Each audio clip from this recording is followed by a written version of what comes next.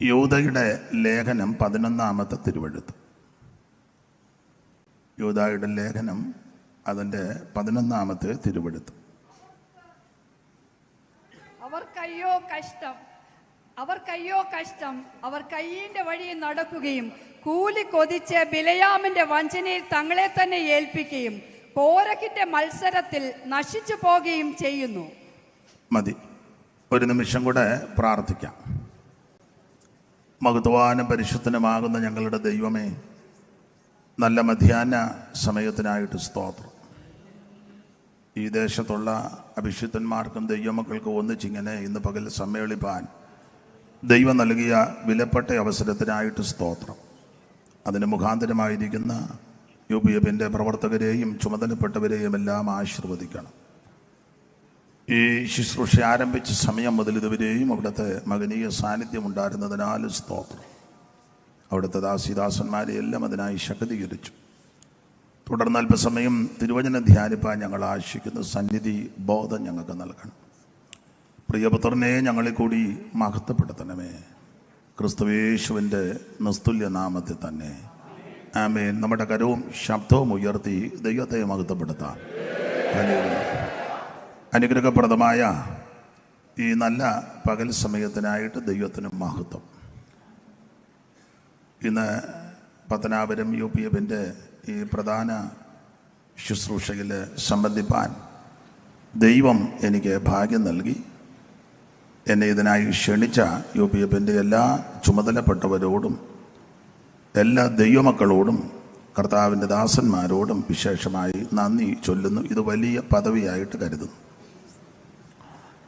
എന്നേക്കാൾ ശ്രേഷ്ഠരായ പ്രഗത്ഭരായ ബഹുമാന്യ കർത്തൃദാസന്മാർ ഈ വേദിയിലും സദസ്സിലുമുണ്ട്. അപ്പോൾ നിങ്ങളൊക്കെ ഇരിക്കെ ചെയ്ത് അല്പസമയങ്ങൾ ദൈവത്തിൻ്റെ വചനം ശുശ്രൂഷിപ്പാൻ ലഭിച്ച ഈ വലിയ പദവി അത് വലുതായി തന്നെ കാണുന്നു. ക്ഷണിച്ചവർക്ക് ഒരിക്കൽ കൂടി നന്ദിയും ചൊല്ലുന്നു. വിശേഷിച്ച് ജേക്കബ് അവർകൾ ഈ ശുശ്രൂഷയെപ്പറ്റി വിളിച്ച് ഓർപ്പിച്ചു. ഓർത്ത് പ്രാർത്ഥിപ്പാനും ദൈവം കൃപ നൽകി. ഇന്ന് അല്പം വൈകിയത് ഞങ്ങളുടെ തിരുവല്ലയിലൊരു ചെറിയ കൂട്ടായ്മയുണ്ട്. അപ്പോൾ അവിടെ ഉപവാസ പ്രാർത്ഥന നടക്കുകയാണ്. ഇതൊരു വീട്ടിലാണ് പ്രാർത്ഥന. വീട്ടിലെ ദൈവദാസൻ്റെ മകള് കഴിഞ്ഞ ദിവസമൊക്കെ വെല്ലൂർ ചികിത്സയിലായിരുന്നു. ഇപ്പോഴും ശാരീരിക ക്ഷീണമുണ്ട്. നിങ്ങൾ ഓർത്ത് സ്തോത്രം ചെയ്യണം. അപ്പോൾ പ്രത്യേകമായ പ്രാർത്ഥന ക്രമീകരിച്ചിരിക്കുക. അതുകൊണ്ട് ഞാൻ സണ്ണിച്ചായനോട് വിളിച്ച് പറഞ്ഞു 11:30 ആകുമ്പോഴേ വരുവോളെന്ന് പറഞ്ഞു. അപ്പോൾ അദ്ദേഹം എന്നോട് പറഞ്ഞു 11:30 തന്നെ വരണം, 11:31, 35 ആകരുത്. ഞാൻ 11:25 ആയപ്പം വന്നു. 5 മിനിറ്റിന് മുമ്പ് വന്നു. ദൈവം കൊണ്ടുവന്നു. ഇവിടെ വന്നപ്പോൾ വളരെ സന്തോഷം തോന്നി. അപ്പോൾ തന്നെ വലിയ ഭയവും തോന്നിയിരിക്കുക. ഈ ഇരിപ്പും എല്ലാം കണ്ട് ഇവിടെ ദൈവദാസന്മാർ ഞാൻ വന്നപ്പോഴും 1-2 പേര് സംസാരിച്ചു. വലിയ അനക്കമൊന്നും ഇവിടെ ഇല്ല. അപ്പോൾ ഇനി ഞാൻ എങ്ങനെയാണെന്നാ ചിന്തിച്ച് നിൽക്കുന്നത്. കാരണം എല്ലാവരും ഒന്നുകൊന്നൊക്കെ മെച്ചപ്പെട്ടവരാണ്. അപ്പം ഞാൻ വളരെ അപേക്ഷിക്കുക, നിങ്ങൾ എന്നെ സഹായിക്കണം. ദൈവത്തിൻ്റെ മഹത്വം. ഇന്ന് ഈ പകലത്തെ യോഗാധ്യക്ഷൻ പ്രിയ അനിയച്ചായൻ, അതാ നല്ലത്, മാന്യ കർത്തൃദാസൻ, ഇവിടെ മറ്റ് ശുശ്രൂഷകളിൽ സഹകരിച്ച കർത്തൃദാസന്മാർ, വിശേഷിച്ച് ഷാജി യോഹന്നാൻ പാസ്റ്റർ, അദ്ദേഹം ഇവിടെ പോയിരിക്കുമ്പോൾ ശുശ്രൂഷയിൽ ഒന്നിച്ച് എന്നെ ക്ഷണിക്കുകയും ശുശ്രൂഷിപ്പാനും ദൈവം ഭാഗ്യം തന്നിട്ടുണ്ട്. പലയിടങ്ങളിൽ തലേന്നും വൈകിട്ടുമൊക്കെ ഞങ്ങൾക്ക് ശുശ്രൂഷിപ്പാൻ ദൈവം സാവകാശം നൽകും. അതുപോലെ തന്നെ ബഹുമാനപ്പെട്ട സജി പാസ്റ്റർ താബോറിലും ഫിലഡൽഫിയയിലും ഒക്കെ ഇരിക്കുമ്പോൾ പല ആവർത്തി ഞങ്ങൾക്കൊന്നിച്ച് ശുശ്രൂഷിപ്പാൻ അവസരം ദൈവം തന്നിട്ടുണ്ട്. വീണ്ടും ഇങ്ങനെ ലഭിച്ച അവസരത്തിനായിട്ടും ദൈവത്തിൻ്റെ മഹത്വം.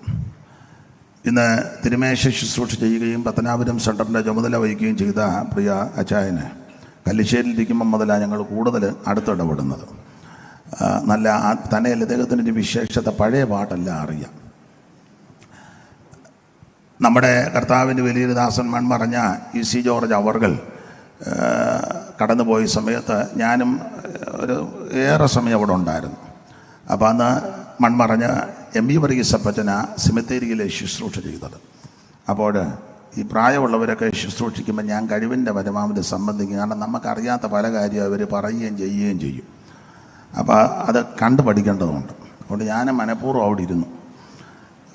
ശുശ്രൂഷയ്ക്ക് സംബന്ധിച്ചവർക്കറിയാം. അപ്പോൾ പാസ്റ്റർ എം വി വർഗീസ് അവർകൾ സെമിത്തേരിയിൽ വെച്ചൊരു പാട്ട് പാടി.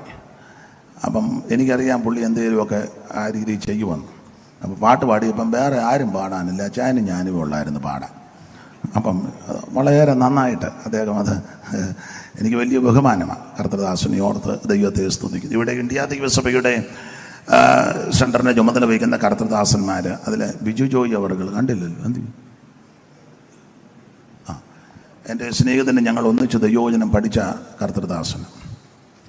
അതുപോലെ ഇന്ത്യ ദൈവസഭയുടെ മറ്റ് ശുശ്രൂഷകർ, അസംബ്ലീസ് ഓഫ് ഗോഡിൻ്റെ ചുമതല വഹിക്കുന്ന ആദരണീയരായ എല്ലാ കർത്തൃദാസന്മാരും, ഇവിടെ ഗാനശുശ്രൂഷ ചെയ്യുന്ന അനുഗ്രഹിക്കപ്പെട്ട ഗായക സംഘം, വിശേഷിച്ച് ഇ.ഡി. Thomas master. എന്ത് ചെയ്യും? മുമ്പേ അവിടെ ആയിരുന്നു. അദ്ദേഹം അയ്യൂര് ഇരുന്ന് ശുശ്രൂഷിക്കുന്ന സമയത്ത് അനേക യോഗങ്ങൾക്ക് എന്നെ വിളിക്കുകയും ഞങ്ങൾ ഒന്നിച്ച് ശുശ്രൂഷിക്കുകയും പാർക്കുകയും. അദ്ദേഹത്തിൻ്റെ ഒരു വിശേഷത, അമ്പലത്തിൽ മൈക്ക് വെച്ചേക്കുന്നതിന് പുള്ളി അവിടെ മൈക്ക് വെച്ചിട്ടുണ്ട്. ഓളാമ്പി വെളുപ്പിന് പാട്ടും പ്രാർത്ഥനയുണ്ട്. നാട് മുഴുവൻ കേൾക്കുക. ഇപ്പോഴും ഉണ്ടോ? നമ്മുടെ പല ആൾക്കാരും കിടന്നുറങ്ങുക. മിക്ക പെയ്ത്തോമിലും വെട്ടവും വെളിച്ചവും ഇല്ല. അല്ല, കമ്മിറ്റിക്കാർ കാശും കൊടുക്കുകയല്ല, പാസ്റ്റർമാർ ലൈറ്റ് കൊടുക്കുകയല്ല. രണ്ട് വശമുണ്ട്. ഇവർ കൊടുക്കുകയില്ല, മറ്റവരോട്ട് ഇടുകയില്ല. അപ്പോൾ അവിടെ വളരെ വിശേഷതയുണ്ട്. അദ്ദേഹം ഇരിക്കുമ്പോൾ കോളാമ്പി എല്ലാം വെച്ച് കെട്ടി വെളുപ്പിനെ ഈ പ്രഭാത ഗീതവും ഇടും, സങ്കീർത്തനവും വായിക്കും. അത് കേട്ട ആ നാട്ടുകാരെല്ലാം, അയ്യൂര്, മാതാപ്പാറ സ്ഥലത്തുള്ളവരെല്ലാം ഉണരുന്നത്. അത് വളരെ അനുഗ്രഹിക്കപ്പെട്ടൊരു ശുശ്രൂഷയാണ്. അങ്ങനെ ആ മാന്യ കർത്തൃദാസനുമായിട്ട് ഒന്നിച്ച് വീണ്ടും ലഭിച്ച അവസരത്തിന് സാവുചാൻ നോക്കുന്ന ഞാൻ കണ്ടു. ദൈവം നിങ്ങളെ എല്ലാവരെയും അനുഗ്രഹിക്കട്ടെ. ഇനിയും വേറൊരു സന്തോഷകാര്യം, ബഹുമാനപ്പെട്ട ജോയി പി എമ്മൻ അവർകൾ പറയണം. പിന്നെ ദൈവത്തിൻ്റെ മഹത്വം. ഞാൻ തിരുമേശയുടെ സമയത്താണ് അദ്ദേഹത്തെ ശ്രദ്ധിച്ചത്. ന്യൂയോർക്കിലും എന്നെ ശുശ്രൂഷയ്ക്ക് വിളിപ്പാനും ഒന്നിച്ച് ശുശ്രൂഷ ചെയ്യുവാനുമൊക്കെ അവസരം ഇടയായിട്ടുണ്ട്. അദ്ദേഹത്തിൻ്റെ ജ്യേഷ്ഠൻ ഇവിടെ ശാരീരിക ക്ഷീണത്തോടൊക്കെ ഇവിടെ ഞാൻ പലപ്പോഴും പോയി കാണാറുണ്ട്. അങ്ങനെ ഒന്നിച്ചുള്ള കൂട്ടായ്മ ലഭിച്ചതിൽ ദൈവത്തിൻ്റെ മഹത്വം. ഇവിടെ ഈ സദസ്സിലായിരിക്കുന്ന എല്ലാ മാന്യ മാതാക്കൾ, പിതാക്കന്മാർ, കുഞ്ഞുങ്ങൾ, സഹോദരി സഹോദരന്മാർ, ഈ ശുശ്രൂഷ ദൂരത്തിരിക്കുന്നവർക്ക് കാണുവാൻ പകർത്തിക്കൊണ്ടിരിക്കുന്ന ചുമതലപ്പെട്ടവർ, മൈക്ക് ഓപ്പറേറ്റ് ചെയ്യുന്നവർ, എല്ലാവർക്കും പേര് അജി പുത്തൂർ, എല്ലാവർക്കും ഇനിയും പേര് പറഞ്ഞില്ലെന്നോർത്ത് ഭാരപ്പെടരുത്. എല്ലാവർക്കും കർത്താവിൻ്റെ നാമത്തിൽ വന്ദനം. ദൈവം എല്ലാവരെയും അനുഗ്രഹിക്കട്ടെ. ഞാൻ ആദ്യം ഞെട്ടിപ്പോയി, ഊര്യക്കൊന്നത്തെ ബെന്നിച്ചാനാണോ ഇരിക്കുന്നതെന്ന് എനിക്ക് പെട്ടെന്ന് അങ്ങ് തോന്നിപ്പോയി. ദൈവത്തിൻ്റെ മഹത്വം. ആ കർത്തദാസൻ കടന്നുപോയി എങ്കിലും പ്രിയപ്പെട്ടവരെയൊക്കെ ദൈവം സഹായിക്കട്ടെ. ഈ ദൈവദാസനെയും ദൈവം അനുഗ്രഹിക്കട്ടെ. എല്ലാവർക്കും വന്ദനം. ഇനി മറ്റു മുഖവരകൾ പറഞ്ഞ് സമയം കളയുന്നില്ല. നമ്മൾ വായിച്ച വാക്യം എല്ലാവർക്കും കുഞ്ഞുങ്ങളെ നിങ്ങൾ അവിടെ അടങ്ങിയിരിക്കും, മോളെ എവിടെ അങ്ങനെ അടങ്ങിയിരിക്കടി, ഇനിയും പോകരുത് കേട്ടോ. ദൈവം എല്ലാവരെയും അനുഗ്രഹിക്കട്ടെ. ഇന്ന് വൈകിട്ട് എനിക്ക് പൊടിയാട്ടുവിള കൺവെൻഷനുണ്ട്. ഇന്ന് നാളെയൊക്കെ നിങ്ങളുടെ വിലപ്പെട്ട പ്രാർത്ഥന ചോദിക്കുന്നു. വളരെ പരിചിതമായൊരു തിരുവെടുത്താണ് വായിച്ചത്. ഞാനിവിടെ വന്നപ്പോൾ ഇങ്ങനെ ഇതെല്ലാം നോക്കി. അപ്പോൾ 1 മണിക്കൂർ 10 മിനിറ്റാണ് വെച്ചിരിക്കുന്നത്. അപ്പോൾ ഇപ്പം 12:30 അപ്പോൾ അങ്ങനെ നോക്കുമ്പം 1:30 കഴിയും. അപ്പം ചിലർ എന്നെ പ്രാകാൻ സാധ്യതയുണ്ട്. കാരണം ഈ ഇഞ്ചക്ഷൻ എടുക്കേണ്ടവർ, സമയത്ത് ഇത് കർത്താവ് പറഞ്ഞ പോലെ വേറൊരു ആഹാരം കഴിക്കേണ്ടവർ, പിന്നെ പല ആൾക്കാരുണ്ട്. അപ്പോൾ അതുകൊണ്ട് നിങ്ങളുടെ അധികം സമയം കവർന്നെടുക്കുന്നില്ല. ഞാൻ അധ്യക്ഷൻ എന്നോട് പറഞ്ഞു 1 മണിക്കൂർ എടുത്തോളാൻ പറഞ്ഞു. അപ്പോൾ അങ്ങനെ എടുക്കുമ്പോൾ തന്നെ ഇനി 1:30 ആകും, 1:25 നോക്കട്ടെ. ഞാൻ അധികം എടുക്കാതെ നിങ്ങളും പ്രാർത്ഥിക്കുക. ഇന്ന് പകൽ ദൈവം എല്ലാവരെയും അനുഗ്രഹിക്കട്ടെ. ഞാൻ പരമാർത്ഥം പറയുക, വളരെ പേടിച്ചാണ് ഞാനിവിടെ നിൽക്കുന്നത്. വിശേഷിച്ച് പത്തനാപുരം തന്നെയല്ല, ഈ ഇരിപ്പുമൊക്കെ കണ്ടിട്ട് എനിക്കങ്ങ് പേടിയാണ്. ദൈവത്തിൻ്റെ മഹത്വം. ദൈവം നിങ്ങളെ എല്ലാവരെയും അനുഗ്രഹിക്കട്ടെ. വാക്യം വായിച്ച പേരെന്തുവാ? ജയമോള്. നന്നായിട്ട് വായിച്ചു. കുറച്ച് നാളായിട്ട് ഇപ്പോൾ ആരും വാക്യം വായിച്ചു തരികയില്ല. അപ്പം സണ്ണിച്ചായം കൂടെ എന്നോട് വന്ന് പറഞ്ഞു വാക്യം വായിക്കാൻ ആളുണ്ടെന്ന്. അപ്പം ദൈവദാസിയെ ദൈവം അനുഗ്രഹിക്കട്ടെ. വളരെ പരിചിതമായ വാക്യമാണ്. ലളിതമായ ചില കാര്യങ്ങൾ നമുക്ക് ചിന്തിക്കാം. ഒത്തിരി ഡീപ്പായിട്ടൊന്നും ഒന്ന് പറയാനും അറിയത്തില്ല. തന്നെ ഇവരൊക്കെ നന്നായിട്ട് പറയും. അപ്പം ലളിതമായിട്ട് നമുക്കൊന്ന് രണ്ട് കാര്യങ്ങൾ ചിന്തിക്കാം. അതിനടിസ്ഥാനമായിട്ട് വായിച്ചത് യൂദയുടെ ലേഖനം അതിൻ്റെ 11-ാമത്തെ തിരുവെടുത്താണല്ലോ. ഒരിക്കൽ കൂടി വായിച്ച് സഹായിക്കണം. ഞാൻ വന്നപ്പം കുഞ്ഞോനച്ചാൻ പറഞ്ഞു എല്ലാം ക്രമീകരിച്ചിട്ടുണ്ടെന്ന്. പാട്ട് എന്ത് പോയോ? പാട്ട് പാടണം. ഇങ്ങനെ ടാറ്റ അടിച്ചാൽ പോരാ. ദൈവദാസി ഒന്ന് വായിച്ചാട്ട്. അവർക്ക് അയ്യോ കഷ്ടം. ഞാൻ അധ്യക്ഷനോട് ഇവിടെ ഒന്ന് നിന്നോട്ടെ. ഞാൻ അവിടെ പെട്ടുപോയതുപോലെ വായിച്ചു. അവർ കയ്യിന്റെ വഴിയിൽ നടക്കുകയും കൂലി കൊതിച്ച് ബിലയാമിന്റെ വഞ്ചനയിൽ തങ്ങളെ തന്നെ ഏൽപ്പിക്കുകയും കോരഹിന്റെ മത്സരത്തിൽ നശിച്ചു പോകുകയും ചെയ്യുന്നു. നമ്മുടെ കരവും ശബ്ദവും ഉയർത്തി ഒരിക്കൽ കൂടി ദൈവത്തെ മഹത്വപ്പെടുത്താം. ശക്തിയോടെ ദൈവത്തെ സ്തുതിച്ചാട്ടെ.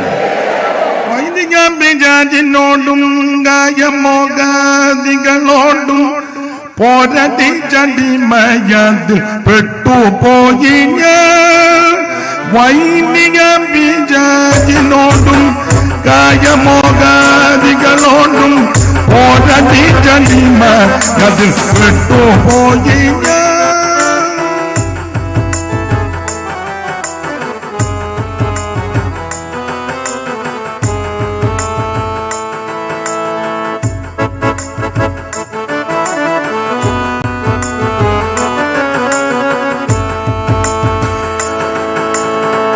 വൈദിക മിജാജിനോടും ഗായമോഗാദികളോടും പോരടി ചടിമയതിൽ പെട്ടുപോയി അടിമയിൻ മുഖം തകർത്ത ഉടയതമ്പുരാനെ നല്ല അടിമയിൻ മുഖം തകർത്ത ഉടയതമ്പുരാനെ നല്ല ഇടയനെ ഒരേ അടിയനെ കൺപാർക്ക ദേവ യേശുവേ കരുണാപതിയേ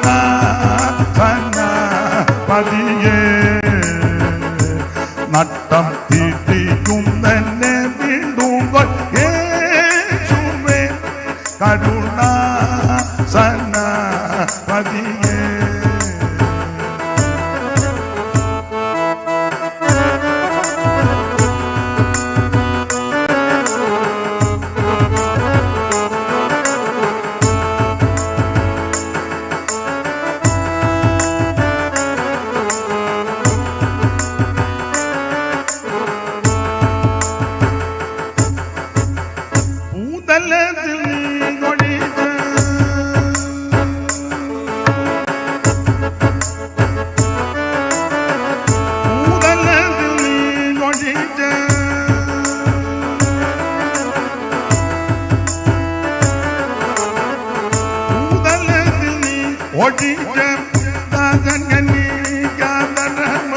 കണ്ടതില്ല സകല മണ്ഡലാധിപ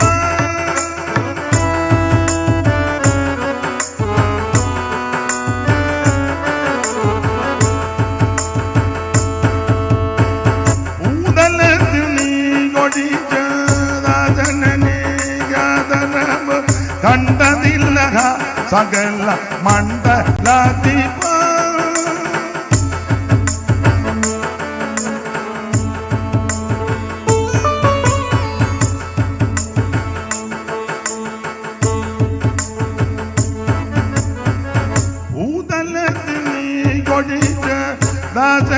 ദാസനിക്കാതരമ കണ്ടതില്ല സകല മണ്ഡലാധിപ അടിമയിൻ മുഖം തകർത്ത ഉടയതമ്പുരാനെ നല്ല അടിമയിൻ മുഖം തകർത്ത ഉടയതമ്പുരാനെ നല്ല ഇടയനെ ഒരേ അടിയനെ കൺപാർക്ക ദേവ യേശുവേ കരുണാപതിയേ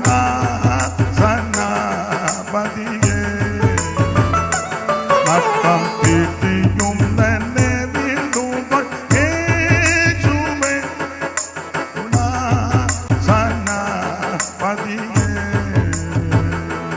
നട്ടം തീറ്റിയും തന്നെ വീണ്ടുമ്പോൾ യേശുവേ കരുണാപതിയേ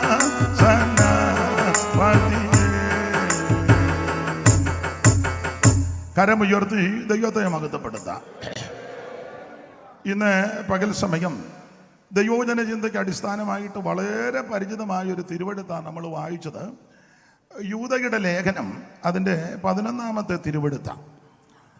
ഇവിടെ ഇരിക്കുന്നവരെല്ലാം വചനത്തിൽ വളരെ ജ്ഞാനവും തിട്ടവും ഒക്കെ ഉള്ളവരാ, നന്നായിട്ട് ദൈവോചനം അറിയാവുന്നവരാ. അവരുടെ മുൻപിലാണ് ഞാൻ നിൽക്കുന്നത്. വിഷിച്ച് പത്തനാപുരം ഈ നന്നായിട്ട് വേദപുസ്തകം അറിയാവുന്നത് കൊണ്ട് പലരും വേദപുസ്തകം കൊണ്ടുവന്നിട്ട് പോലുമില്ല. കാരണം അറിയാവുന്നത് കൊണ്ടാണ്. ചിലരെ കൊണ്ടുവന്നെങ്കിലും തുറന്നിട്ട് പോലും ഇതുവരെയും തുറക്കാത്തവരുണ്ട്. അവർക്ക് ഒക്കെ നല്ല തിട്ടമാണ്. ചിലർ പിന്നെ അത്ര തിട്ടമില്ലാത്തവർ ഇടയ്ക്കിടയ്ക്ക് തുറന്ന് നോക്കുന്നുമുണ്ട്.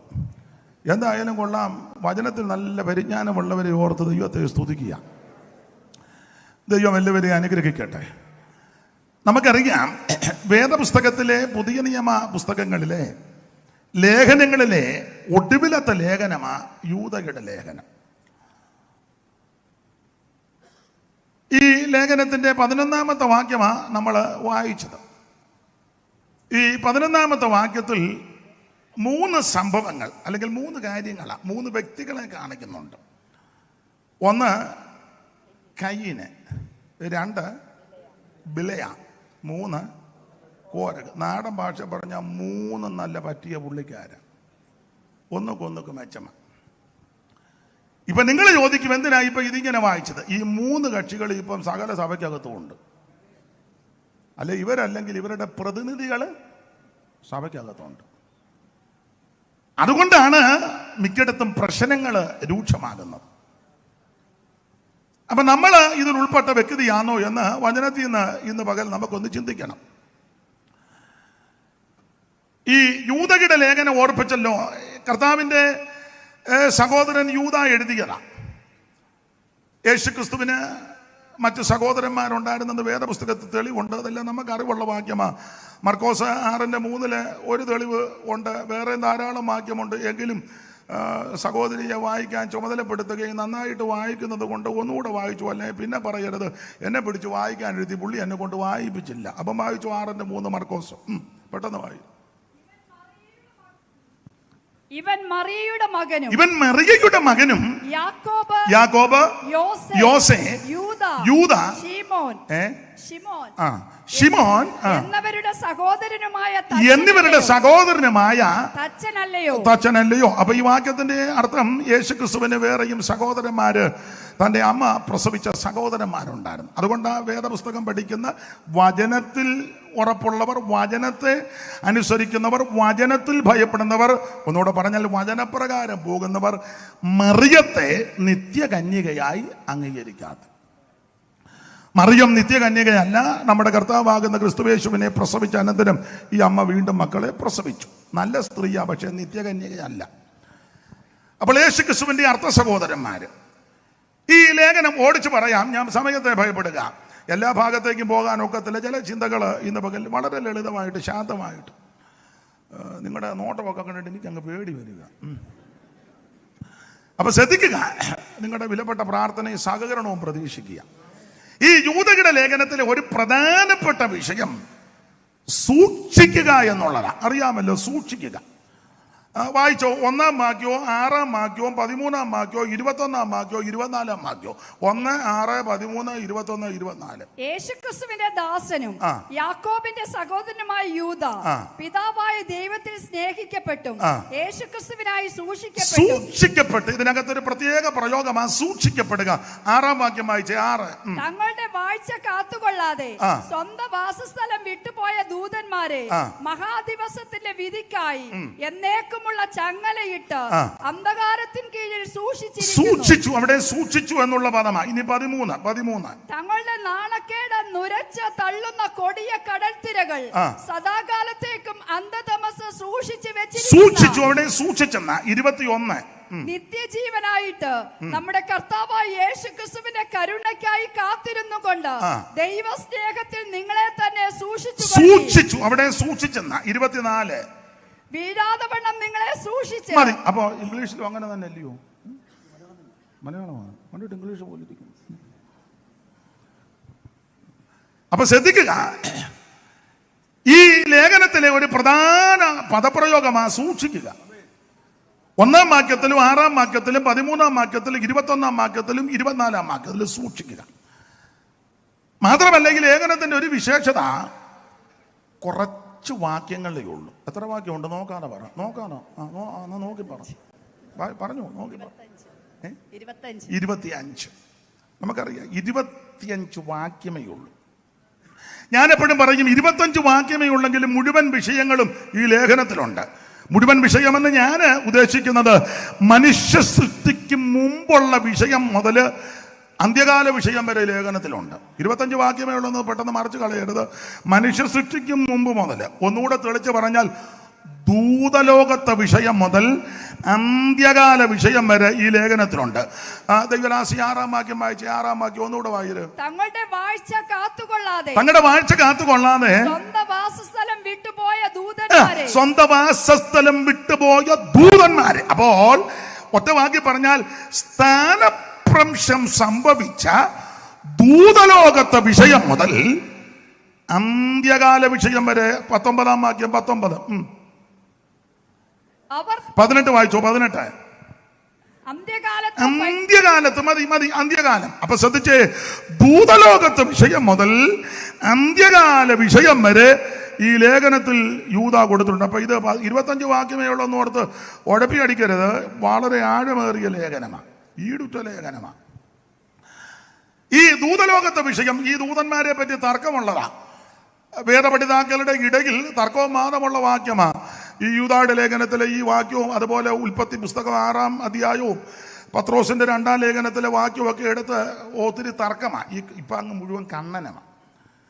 കണ്ണനും നല്ലതാണ്, പക്ഷെ ഇപ്പോഴത്തെ കണ്ണനും ഒന്നും അത്ര നല്ല കണ്ണനമാണെന്ന് തോന്നുന്നില്ല. കാരണം കണ്ണനം തുടങ്ങുന്നത് ഒരു വിഷയത്തിലാണ്, പക്ഷെ അവസാനിക്കുന്ന ഈ പറഞ്ഞ വിഷയത്തിലല്ല. നിങ്ങൾ കേട്ടിട്ടില്ലേ ചിലരുടെ കണ്ണനം? ഉദാഹരണം, ശിശുസ്നാനം ശരിയോ തെറ്റോ, അല്ലെങ്കിൽ അന്യഭാഷ ഉണ്ടോ ഇല്ലയോ? അന്യഭാഷ എടുക്കാം. അന്യഭാഷ നിന്നെന്നൊരു കൂട്ടർ, നിന്നില്ലെന്നൊരു കൂട്ടർ. അതാ തുടക്കം. 2 കൂട്ടരുടെയും കൈ വാക്യമുണ്ട്. അപ്പം അങ്ങോട്ട് കണ്ണനം തുടങ്ങി അവസാനം പിന്നെ ജയിക്കാതെ വരുമ്പോൾ ഉടനെ എല്ലാവരും അല്ല, എനിക്ക് നിന്നെ പണ്ടേ അറിയാം കേട്ടോ, എനിക്ക് നിന്നെ ഉടനെ മറ്റവനെ, നിന്റെ ചരിത്രം ഒന്നും എന്നെ കൊണ്ട് തുടങ്ങിയത് എവിടാ? അന്യഭാഷ ഇവന്റെ കുടുംബചരിത്രമായിട്ട് എന്തെങ്കിലും ബന്ധമുണ്ടോ? ഇപ്പോഴത്തെ മിക്ക കണ്ണനക്കാരും അങ്ങനെ ജയിക്കാതെ വരുമ്പം പിന്നെ വായി വരുന്നതാ. പണ്ട് 2 പേര് കടങ്കഥ പറഞ്ഞു. കടങ്കഥ അപ്പം കൊച്ചു പിള്ളേർക്കറിയാം കടങ്കഥ. ഞെട്ടില്ല വട്ടയില പപ്പടം, മുറ്റത്തെ ചെമ്പിന് അടപ്പില്ല, ഇട്ടാ പൊട്ടും, ഇംഗ്ലീഷ് മുട്ട, ഇങ്ങനെയൊക്കെ കടങ്കഥ പറഞ്ഞു വന്നപ്പോൾ ഒരാളുടെ കടങ്കഥ എല്ലാം തീർന്നു. അപ്പോൾ പുള്ളിക്ക് തോക്കുമെന്ന് കണ്ടപ്പോൾ പുള്ളി അങ്ങോട്ടൊരു ചോദ്യം. പണ്ട് കാലത്താ മണ്ണെണ്ണ തീരുമ്പം വിളക്ക് കിടും. അതിനെന്നാ അച്ഛാ മറുപടി? മണ്ണെണ്ണ തീരുമ്പം വിളക്ക് കിടും. 2 ചോദ്യവും ഉത്തരവും അതിനകത്തുണ്ട്. അപ്പം മറ്റേ പുള്ളി കുഴഞ്ഞു. പുള്ളിക്ക് ഒരു തരത്തിൽ മറുപടി. 2 പുള്ളി പറഞ്ഞു മണ്ണെണ്ണ തീരുമ്പം വിളക്ക് കിടും.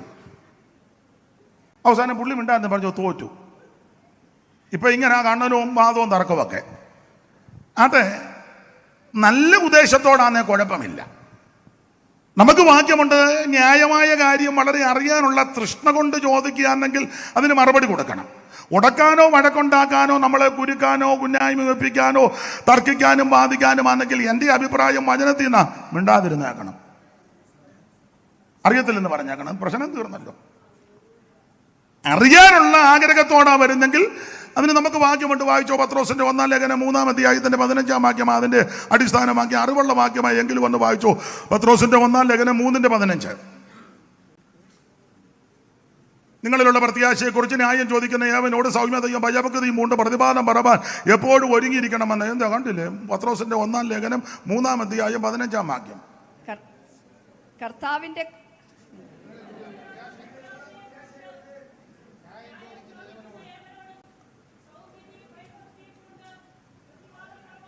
അപ്പൊ ശ്രദ്ധിക്കുക, നിങ്ങളിലുള്ള പ്രത്യാശയെക്കുറിച്ച് ന്യായം ചോദിക്കുന്നവർ ഉടക്കാനല്ല, തർക്കിക്കാനല്ല, കൊമ്പ് കോർക്കാനല്ല, ന്യായമായ കാര്യം ചോദിക്കാൻ വരുന്നെങ്കിൽ അത് മറുപടി പറയണം. അത് മറുപടി പറയാനും വിധമുണ്ട്. സൗമ്യതയോടും ഭയഭക്തിയോടും കൊണ്ട് പ്രതിപാദനം പറയണം. അപ്പൊ ഇപ്പൊ എല്ലാം കണ്ണനക്കാർ ഒത്തിരി ഉള്ളത് കൊണ്ട് ഞാൻ ആ ഭാഗത്തേക്കൊന്നും പോകുന്നില്ല. അപ്പോൾ ഈ 6-ാം വാക്യം വിവാദവാക്യമാണ്.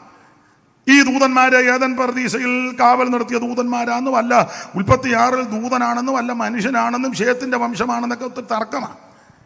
അപ്പൊ ചിലര് പറയുന്നത് ഈ ദൂതനെ പറ്റിയല്ല, യെഹെസ്കേൽ 28 മെശിയാവ് 14 പറയുന്ന ദൂതന്മാരെയാണെന്നൊക്കെ പല തർക്കമാണ്. നമുക്കിപ്പോ അങ്ങോട്ട് പോകണ്ട. എന്തായാലും ഒറ്റ വാക്കി പറയാം, ദൂതലോകത്തെ വിഷയം മുതലാ യൂദ തുടങ്ങിയിരിക്കുന്നത്. അപ്പോൾ ഈ ലേഖനം വളരെ ഈടുറ്റ ലേഖനമാണ്. ദൂതലോകത്തെ വിഷയം മുതൽ അന്ത്യകാല വിഷയം വരെ ഈ ലേഖനത്തിൽ യൂദ രേഖപ്പെടുത്തിയിരിക്കുക. 6-ാം വാക്യത്തിൽ ദൂതലോകം, 18-ാം വാക്യത്തിൽ അന്ത്യകാലം. അപ്പോൾ വളരെ ഈടുറ്റ ലേഖനമാണ്. ഇനി മറ്റൊരു ചിന്ത, ഇതെല്ലാം നമുക്കറിവുള്ള കാര്യമാണ്. നമുക്കറിയാം, വേദപുസ്തകം, സത്യവേദ പുസ്തകം ഏതാണ്ട് 40 എഴുത്തുകാര് എഴുതിയത്. ഏതാണ്ട് 1600 കൊല്ലം, ഇല്ലയോ സജി പാസ്റ്റർ? അപ്പൊ ഏതാണ്ട് 1600 കൊല്ലം കൊണ്ട് 40 എഴുത്തുകാരാൽ എഴുതപ്പെട്ടതാണ് ഈ നമ്മുടെ കയ്യിലിരിക്കുന്ന ഈ സത്യവേദ പുസ്തകം. ഇത്ര ശ്രേഷ്ഠമേറിയ ഈ പുസ്തകം. എന്നാൽ എൻ്റെ ഒരു ശൈലി പറയുകയാണ്, അതില് 39 എഴുത്തുകാർക്കും വെളിപ്പെടാത്ത ചില കാര്യം യൂദായിക്ക് വെളിപ്പെട്ടു. 39 എഴുത്തുകാർക്കും വെളിപ്പെടാത്ത ചില കാര്യം യൂദായിക്കാ വെളിപ്പെട്ട, വേറെ 39 പേർക്കും വെളിപ്പെട്ടില്ല. ഇനി വെളിപ്പെട്ടോ എന്ന് അറിയത്തില്ല, പക്ഷെ രേഖപ്പെടുത്തിയിട്ടില്ല. എന്നാൽ യൂദായിക്ക് ഇത് വെളിപ്പെട്ടു. വിശേഷിച്ച് 2 കാര്യം. ആ 9-ാം വാക്യം വായിച്ച 9. എന്നാൽ പ്രധാന ദൂതനായ മീഖായേൽ മോശയുടെ ശരീരത്തെ കുറിച്ച് പിശാചിനോട് തർക്കിച്ച് വാദിക്കുമ്പോൾ ഒരു ദൂഷണവിധി ഉച്ചരിപ്പാൻ തുനിയാതെ കർത്താവ് നിന്നെ. അപ്പോൾ നിങ്ങൾക്ക് ആ ഭാഗം അറിയാമല്ലോ, മോശയുടെ ഉയർപ്പിനോടുള്ള ബന്ധത്തിൽ ചില വിഷയങ്ങളുണ്ടായി. പ്രധാന ദൂതൻ വരുന്നു, സാത്താൻ വരുന്നു, തർക്കം നടക്കുന്നു, വാദം നടക്കുന്നു. മോശയെ ഉയർപ്പിക്കരുതെന്നും ഉയർപ്പിച്ച പ്രശ്നമാണെന്നും ഉയർക്കരുതെന്നൊക്കെ വലിയ കോലാഹലം നടക്കുക. ഈ വിഷയം യൂദായിക്ക് ദൈവം വെളിപ്പെടുത്തി. ദൈവത്തിന് മകത്ത യൂദായിക്കാ വെളിപ്പെട്ടത്. മാത്രമല്ല 14-ാം വാക്യം വായിച്ച വേറൊരു വിഷയം, ആദാം മുതൽ ഏഴാമനായ ഹാനോക്കും ഇവരെ കുറിച്ച് കർത്താവ് എല്ലാവരെയും വിധിപ്പാനും അവർ അപകൃതിയോടെ ചെയ്ത ഭക്തിവിരുദ്ധമായ സകല പ്രവൃത്തികൾ നിമിത്തവും ഭക്തികെട്ട പാപികൾ തന്റെ നേരെ പറഞ്ഞ സകല നിഷ്ഠൂരങ്ങൾ നിമിത്തവും ഭക്തികെട്ടവരെയൊക്കെയും ബോധം വരുത്തുവാൻ 1000 വിശുദ്ധന്മാരുമായി വന്നിരിക്കുന്നുവെന്ന് പ്രവചിച്ചു. എന്ന് പറഞ്ഞാൽ യേശു ക്രിസ്തുവിന്റെ വരവ് യൂദായിക്ക് വെളിപ്പെട്ടു, ഹാനോക്കിന് വെളിപ്പെട്ടു. അത് യൂദ രേഖപ്പെടുത്തിയിരിക്കുകയാണ്. ഹാനോക്ക് പ്രവചിച്ചു. അതാണ് അവിടുത്തെ ഒരു വിഷയം. ഹാനോക്ക് പ്രവചിച്ചു. ആ പ്രവചനം നിങ്ങൾ ശ്രദ്ധിച്ചേ. പ്രവചനം ഇന്നത്തെ പ്രവചനം പോലല്ല. ഇന്നത്തെ പ്രവചനമൊക്കെ കണ്ടില്ലേ, ഞാൻ നിന്റെ വീട്ടിലോട്ട് വരിക. അലമാര എന്തിനാടാ എന്ന് വെല്ലുവിന്റെ അലമാര? ഇപ്പോൾ പ്രവചനം നിങ്ങൾ ശ്രദ്ധിച്ചിട്ടുണ്ടോ? ചോദിക്കുന്നത്, വീട്ടിൽ ഒരു പുളി നിൽക്കുന്നതായിട്ട് ഉടനെ ഈ പാവം പിടിച്ച പെണ്ണുങ്ങൾ, ഭാഷയെ പുളിയല്ല പ്ലാവ, എന്തായാലും ഉണ്ടല്ലോ. എന്തായാലും ഞാൻ വിവരിക്കുന്നില്ല. പട്ടുപിടിച്ചവന്മാർ ഒത്തിരി ഇറങ്ങിയിട്ടുണ്ട്, ഭ്രാന്തന്മാർ ഒത്തിരി രംഗത്ത്. അതുകൊണ്ട് തന്നെ ശരിയായ പ്രവചന ശുശ്രൂഷയും ആൾക്കാർ ബഹുമാനിക്കുകയല്ല. ഇപ്പൊ അങ്ങനെയൊക്കെ ഞാൻ പ്രവചനം. ഈ ദൈവാത്മാവ് ഒരു കാര്യം പറഞ്ഞാൽ, ഇപ്പൊ നിങ്ങൾ ചോദിച്ചാൽ ഇന്നതുപോലെ ഉണ്ടോ, അങ്ങനെ ഉണ്ടോ? ദൈവം അങ്ങനെ ചോദിക്കല്ല, ഉണ്ടെന്നുള്ളത് ദൈവത്തിന് അറിയാം. ഗിദെയോനോട് പറഞ്ഞു, നിന്റെ അപ്പന്റെ എത്രാമത്തെ കാള്? ഇളയ കാള. കാളയുടെ പ്രായം കാളയുടെ പ്രായം അപ്പൊ എത്ര കാളയുണ്ട്?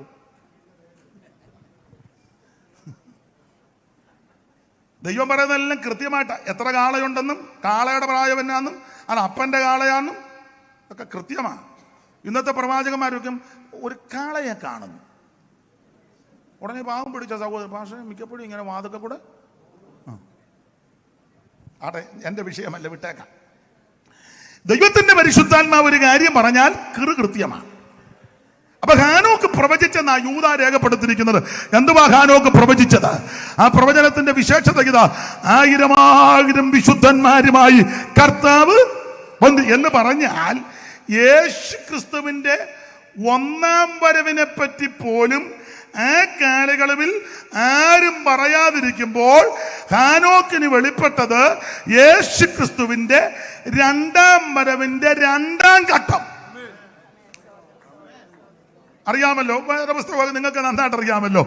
ഒന്നാം വരവിനെ പറ്റി പോലും ആദാമുണ്ട്, ശേത്തുണ്ട്, ഏനോശുണ്ട്, കേനാനുണ്ട്, മഹലലുണ്ട്, യാരതുണ്ട്, പിന്നാണല്ലോ ഹാനോക്ക്. അപ്പോൾ നൂറുകണക്കിന് ആയിരക്കണക്കിന് ശേത്തിന്റെ വംശപാരമ്പര്യം. കാരണം 4-ാം അധ്യായത്തിന്റെ ഒടുവിൽ വായിക്കുന്നത്, ആ ഒടുവിലത്തെ കണ്ണിക ഒന്ന് വായിച്ചേ കർത്തദാസി, 4-ാം അധ്യായത്തിന്റെ ഒടുവിലത്തെ കണ്ണിക ഒന്ന് വായിച്ചേ, അറിവുള്ള വാക്യമായെങ്കിലും. ശേത്തിന് 33 4 ശേത്തിന് ഒരു മകൻ ജനിച്ചു. ആദാം തന്റെ ഭാര്യയുമായിട്ട് ജീവിതം ആരംഭിച്ചു. ഒരു മകൻ ഉണ്ടായി, അതാണ് ശേത്ത്. ശേത്തിനൊരു മകൻ ജനിച്ചു, അവന് ഏനോശ് എന്ന് പേരിട്ടു. അടുത്ത വാക്യം, അക്കാലത്ത് യഹോവയുടെ നാമത്തിലുള്ള ആരാധന തുടങ്ങി. അപ്പൊ ശ്രദ്ധിച്ചേ, ഏനോശ് ആദാമിന്റെ മകൻ ശേത്ത്, ശേത്തിന്റെ മകൻ ഏനോശ്. അക്കാലത്ത് യഹോവയുടെ നാമത്തിലുള്ള ആരാധന തുടങ്ങി. അപ്പൊ ഇങ്ങനെ ചിന്തിച്ചോ, എല്ലാവരും ആരാധിക്കുന്നവരാ. ഈ ആരാധന തുടങ്ങിയെന്നുള്ള ആരാധിച്ചെന്നുണ്ടോ? നമ്മുടെ ആൾക്കാർ എവിടെ പോകുന്നു ആരാധനയ്ക്ക്? ഇവിടെ ഉമ്മായിരുന്നു ഉറങ്ങുക പലതും. പിന്നെ ഇപ്പൊ പുതിയ തിയോളജിയന്മാർ ഇറങ്ങിയിരിക്കുന്നത് കൊണ്ട് അവർ പിന്നെ അതിനൊക്കെ സോപ്പിട്ട് പറയുക ആരാധന എന്ന് പറയുമ്പോൾ അത് നമ്മൾ കൈയടിച്ചില്ലെങ്കിലും വന്നിരിക്കുന്നത് ഒരു ആരാധന. പാട്ട് പാടിയില്ലെങ്കിലും നമ്മൾ പുതിയ ഓരോ ഇറക്കുമതിയാ. സ്തോത്രം പറഞ്ഞില്ലെങ്കിലും നമ്മുടെ മനസ്സിലുണ്ടല്ലോ ഹൃദയം ദൈവം. പിന്നെ ഹൃദയമൊന്നും അറിയാതിരിക്കുന്ന നല്ലത്. ദൈവത്തിന് മഹത്വം. അപ്പോൾ യഹോവയുടെ നാമത്തിൽ ആരാധന തുടങ്ങി. അങ്ങനെയെങ്കിൽ അങ്ങനെ ചിന്തിച്ചോ, നല്ല രീതിയിൽ ചിന്തിക്കുക. എല്ലാവരും ആരാധിക്കുക, എല്ലാവരും പ്രൈസ് ആൻഡ് വർഷിപ്പ്, എല്ലാവരും ആരാധനക്കാരാ. യഹോവയുടെ നാമത്തിൽ ആരാധന തുടങ്ങി. പക്ഷേ ഈ ആരാധിച്ചവർക്ക് പലർക്കും വെളിപ്പെടാത്തത് ഹാനോക്കിന് ദൈവം വെളിപ്പെടുത്തി. ഈ ആരാധനക്കാർക്ക് പലർക്കും വെളിപ്പെടാത്തതും പലർക്കും മനസ്സിലാകാഞ്ഞ, പലരും അറിയാതിരുന്ന ഒരു മാർമിക വിഷയം ആമൻ ഹാനോക്കിന് ദൈവം വെളിപ്പെടുത്തി. എന്താ വെളിപ്പെടുത്തിയത്? 1000 വിശുദ്ധന്മാരുമായി യേശു കർത്താവ് വരാൻ പോകുക എന്ന് പറഞ്ഞാൽ, ഒന്നാം വരവിനെ പറ്റി പോലും ആരാധിച്ച പലർക്കും വെളിപ്പെടാതിരുന്ന കാലത്ത് ക്രിസ്തുവേശുവിന്റെ 2-ാം വരവിന്റെ 2-ാം ഘട്ടം ഹാനോക്കിന് വെളിപ്പെട്ടു. ഹല്ലേലൂയ, ദൈവത്തിന്റെ മഹത്വം. ഈ വിഷയം യൂദായിക്ക് വെളിപ്പെട്ടു. അത് യൂദാ എഴുതി. അപ്പോൾ 39 എഴുത്തുകാർക്കും വെളിപ്പെടാത്ത കാര്യമായി യൂദയ്ക്ക് വെളിപ്പെട്ടത്. ഒന്ന്, മോശയുടെ ഉയർപ്പിനോട് ബന്ധപ്പെട്ട് നടന്ന സംഭവം യൂദയ്ക്ക് വെളിപ്പെട്ടു. 2, ഹാനോക്ക് പ്രവചിച്ച വിഷയം, അതും യൂദായിക്ക്. അത് രണ്ടും ഈ ലേഖനത്തിൽ കൊടുത്തു. അപ്പോൾ ഈ ലേഖനം വളരെ ഈടുറ്റ ലേഖനമാണ്. മാത്രമല്ല, യൂദയുടെ പറഞ്ഞാൽ ചിലപ്പോൾ ഇഷ്ടപ്പെടുകയല്ല ചിലർക്ക്. യൂദയുടെ ഒരു എന്തുവാ അതിന് പറയുന്ന ഒരു മനോഗതി, നല്ല മനസാക്ഷി, നല്ല മനോഗതിയാണ്. 1-ാം വാക്യം ഒന്ന് വായിച്ച്. 1-ാം വാക്യം, യേശുക്രിസ്തുവിന്റെ ദാസനും. ഈ ലേഖനം എഴുതിയത് ആരാ? വായിച്ച സഹോദരിയോട് ഈ ലേഖനം എഴുതി, യൂദായുടെ ലേഖനം ആരാ എഴുതിയെന്ന്? യേശുക്രിസ്തുവിന്റെ ദാസനും യാക്കോബിന്റെ സഹോദരനും. യൂദായുടെ പരത്തണ്ട, ചോദിക്കുന്നതിന് ഒറ്റ വാക്കില് യൂദായുടെ ലേഖനം എഴുതിയത് ആരാ? മൈക്ക് കൂടെ പറ. യൂദ. ഏത് യൂദായാ? യേശുക്രിസ്തുവിന്റെ സഹോദരനായ യൂദ. ഉറക്കെ പറ. യേശുക്രിസ്തുവിന്റെ സഹോദരനായ യൂദ. വായിച്ച് 1-ാം വാക്യം. യേശുക്രിസ്തുവിന്റെ ദാസനും യാക്കോബിന്റെ സഹോദരനുമായ യൂദ. അപ്പൊ ഏത് യൂദായാ? യാക്കോബിന്റെ സഹോദരനായ യൂദ. അപ്പോൾ ഈ ലേഖനം എഴുതിയത് ഞാൻ യൂദയുടെ ഒരു മനോഗതി പറയാനാ. യൂദ തന്നെ പരിചയപ്പെടുത്തുന്നത് യേശുക്രിസ്തുവിന്റെ ദാസനായിട്ടാണ്. ദാസൻ. യഥാർത്ഥത്തിൽ യൂദ യേശുക്രിസ്തുവിന്റെ സഹോദരനാ. ഒന്നുകൂടെ തെളിച്ച് പറഞ്ഞാൽ അർത്ഥ സഹോദരനാ. ജനനം 2 വിധത്തിൽ, അമ്മ ഒന്നാ. അപ്പൊ ഒന്നുകൂടെ തെളിച്ച് പറഞ്ഞ യേശുക്രിസ്തുവിന്റെ സഹോദരനാ. നമുക്ക് ഒരു ബന്ധവും ഇല്ലെങ്കിലും നമ്മൾ ബന്ധം പിടിക്കുന്ന ആൾക്കാർ ഉണ്ട്. അത് കാശും പൊസിഷനും കളറും ഒക്കെ ഉണ്ടെങ്കിലേ ബന്ധം വരുവുള്ളൂ. ഇപ്പൊ കാശില്ല, പൊസിഷൻ. ഇപ്പൊ ജോയിപ്പിമ്മനോട് ചോദിച്ചാൽ എല്ലാം ഞങ്ങളുടെ അച്ഛനാന്നാ പറയുന്നത്. ഒരു ബന്ധമില്ലേലും ചുമ്മാ കയറി. കാരണം പുള്ളി ന്യൂയോർക്കിൽ 50 കൊല്ലം കഴിഞ്ഞെന്ന് വന്നല്ലേ വെച്ചാ, 55. അവിടുത്തെ സീനിയറാണ്. ചെല്ലുന്നവരെല്ലാം പറഞ്ഞു എൻ്റെ ഫസ്റ്റ് കസിനാണ്. പിന്നെ ഇവന്റെ സ്വന്തം അനിയൻ അപ്പുറം താമസിക്കുന്നുണ്ട്, മിണ്ടുകയല്ല. സ്വന്തം അനിയൻ. ഞാൻ അദ്ദേഹത്തെ ബഹുമാനപ്പെട്ട അദ്ദേഹത്തെ ഒരു ഉദാഹരണമാക്കി എന്നുള്ള വേണം കരുത്. ദൈവത്തിന് മകൻ. ഈ ലോകത്തിന്റെ പ്രകൃതിയല്ലേ എന്നാ സണ്ണിച്ചാൻ സങ്കടപ്പെട്ടിരിക്കുന്നത്. സ്വോത്രകാഴ്ചയൊന്നും കിട്ടാത്തതിനാണ്. ദൈവം തരുമെന്ന്, എല്ലാം ദൈവം തരും, അങ്ങ് സന്തോഷിക്കരുന്ന് ദൈവത്തിന് മകത്വം. അപ്പൊ ശ്രദ്ധിക്കേണ്ട കാര്യം, കാശും പുത്തനും പൊസിഷനും നിലവാരവും നിറവും പിടിപ്പും അല്ലെങ്കിൽ പടകവും പഠിപ്പും ഉണ്ടെങ്കിൽ ഇഷ്ടംപോലെ ബന്ധുക്കാർ കാണും. ഒരു ബന്ധമില്ലേലും ഇവൻ എന്തേലും ബന്ധം ഉണ്ടാക്കും. എത്ര എണ്ണത്തിന് ഈ മണർകാട് സൈഡിൽ ചെന്നാൽ മിക്കവരും പറയും മണർകാട് പാമ്പ ഞങ്ങളുടെ, ചുമ്മാ പറയാനതാണ്. കല്ലിശ്ശേരി സ്ഥലത്ത് ചെന്നാൽ കനാനക്കാർ ഒത്തിരി ഉണ്ട്. മിക്കവരും പറഞ്ഞത് താമരപ്പള്ളിയിലെ മുതലാളി ഞങ്ങളും അച്ഛൻ അവിടെ ഇരുന്നതല്ലേ, താമരപ്പള്ളി എല്ലാവരും താമരപ്പള്ളിക്കാരാ. എന്നാ ഒരു ഉള്ള കാര്യം പറഞ്ഞു. ദൈവത്തിന് മഹത്വം. പണ്ട് കവി ഇങ്ങനെ പാടി, സുഖത്തിലുണ്ടാം സഖിമാൻ അനേകർ, ദുഃഖം വരുമ്പോൾ പുനരാരുമില്ല, നിരാശപ്പെടരുത്, ഏത് വേളയിലും നിന്റെ അടുത്ത് നിൽക്കുന്നവനാ യേശു. അതുകൊണ്ട് ബന്ധമോ ചാർച്ചയോ മോശമാണെന്നല്ലതൊക്കെ അവിടെ ഇരിക്കട്ടെ. പക്ഷേ ആമേൻ, നമുക്ക് ഏറ്റവും അത്യാവശ്യം നല്ല സഖിയായി, നല്ല തുണയായി ഒരുവൻ നമ്മുടെ കൂടെയുണ്ട്. കഷ്ടതയിലും പ്രതികൂലങ്ങളിലും പ്രശ്നങ്ങളിലും പോരാട്ടങ്ങളിലും ശോധനകളുടെ നടുവിലും രോഗവിയുടെ നടുവിലും നിന്നെ തള്ളിക്കളയാതെ ഉപേക്ഷിക്കാത്ത ഒരു നല്ല കർത്താവ് ഇന്നും എന്നും എന്തും അവിടെ നമ്മുടെ കൂടെയുണ്ട്. കുഞ്ഞോനച്ച ഒന്ന് പാടിക്കുക, അറിയാവുന്ന പാട്ടാ, അതെങ്കിലും പാടും, ചുമ്മാ ഇരിക്കാം. മനസമ്മേ ചാരുക ദിനവും ഈ നല്ല സ്നേഹിതനിൽ, മനസമ്മേ ചാരുക ദിനവും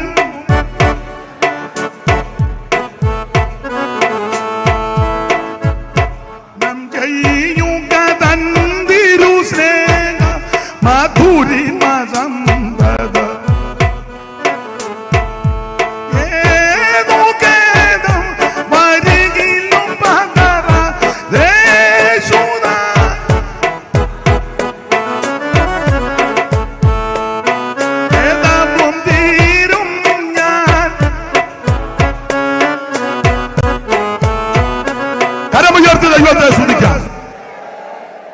പുള്ളി തപ്പി വരുന്നതേ ഉള്ളൂ. അന്നേരം ഞാൻ പാട്ട് നിർത്തി.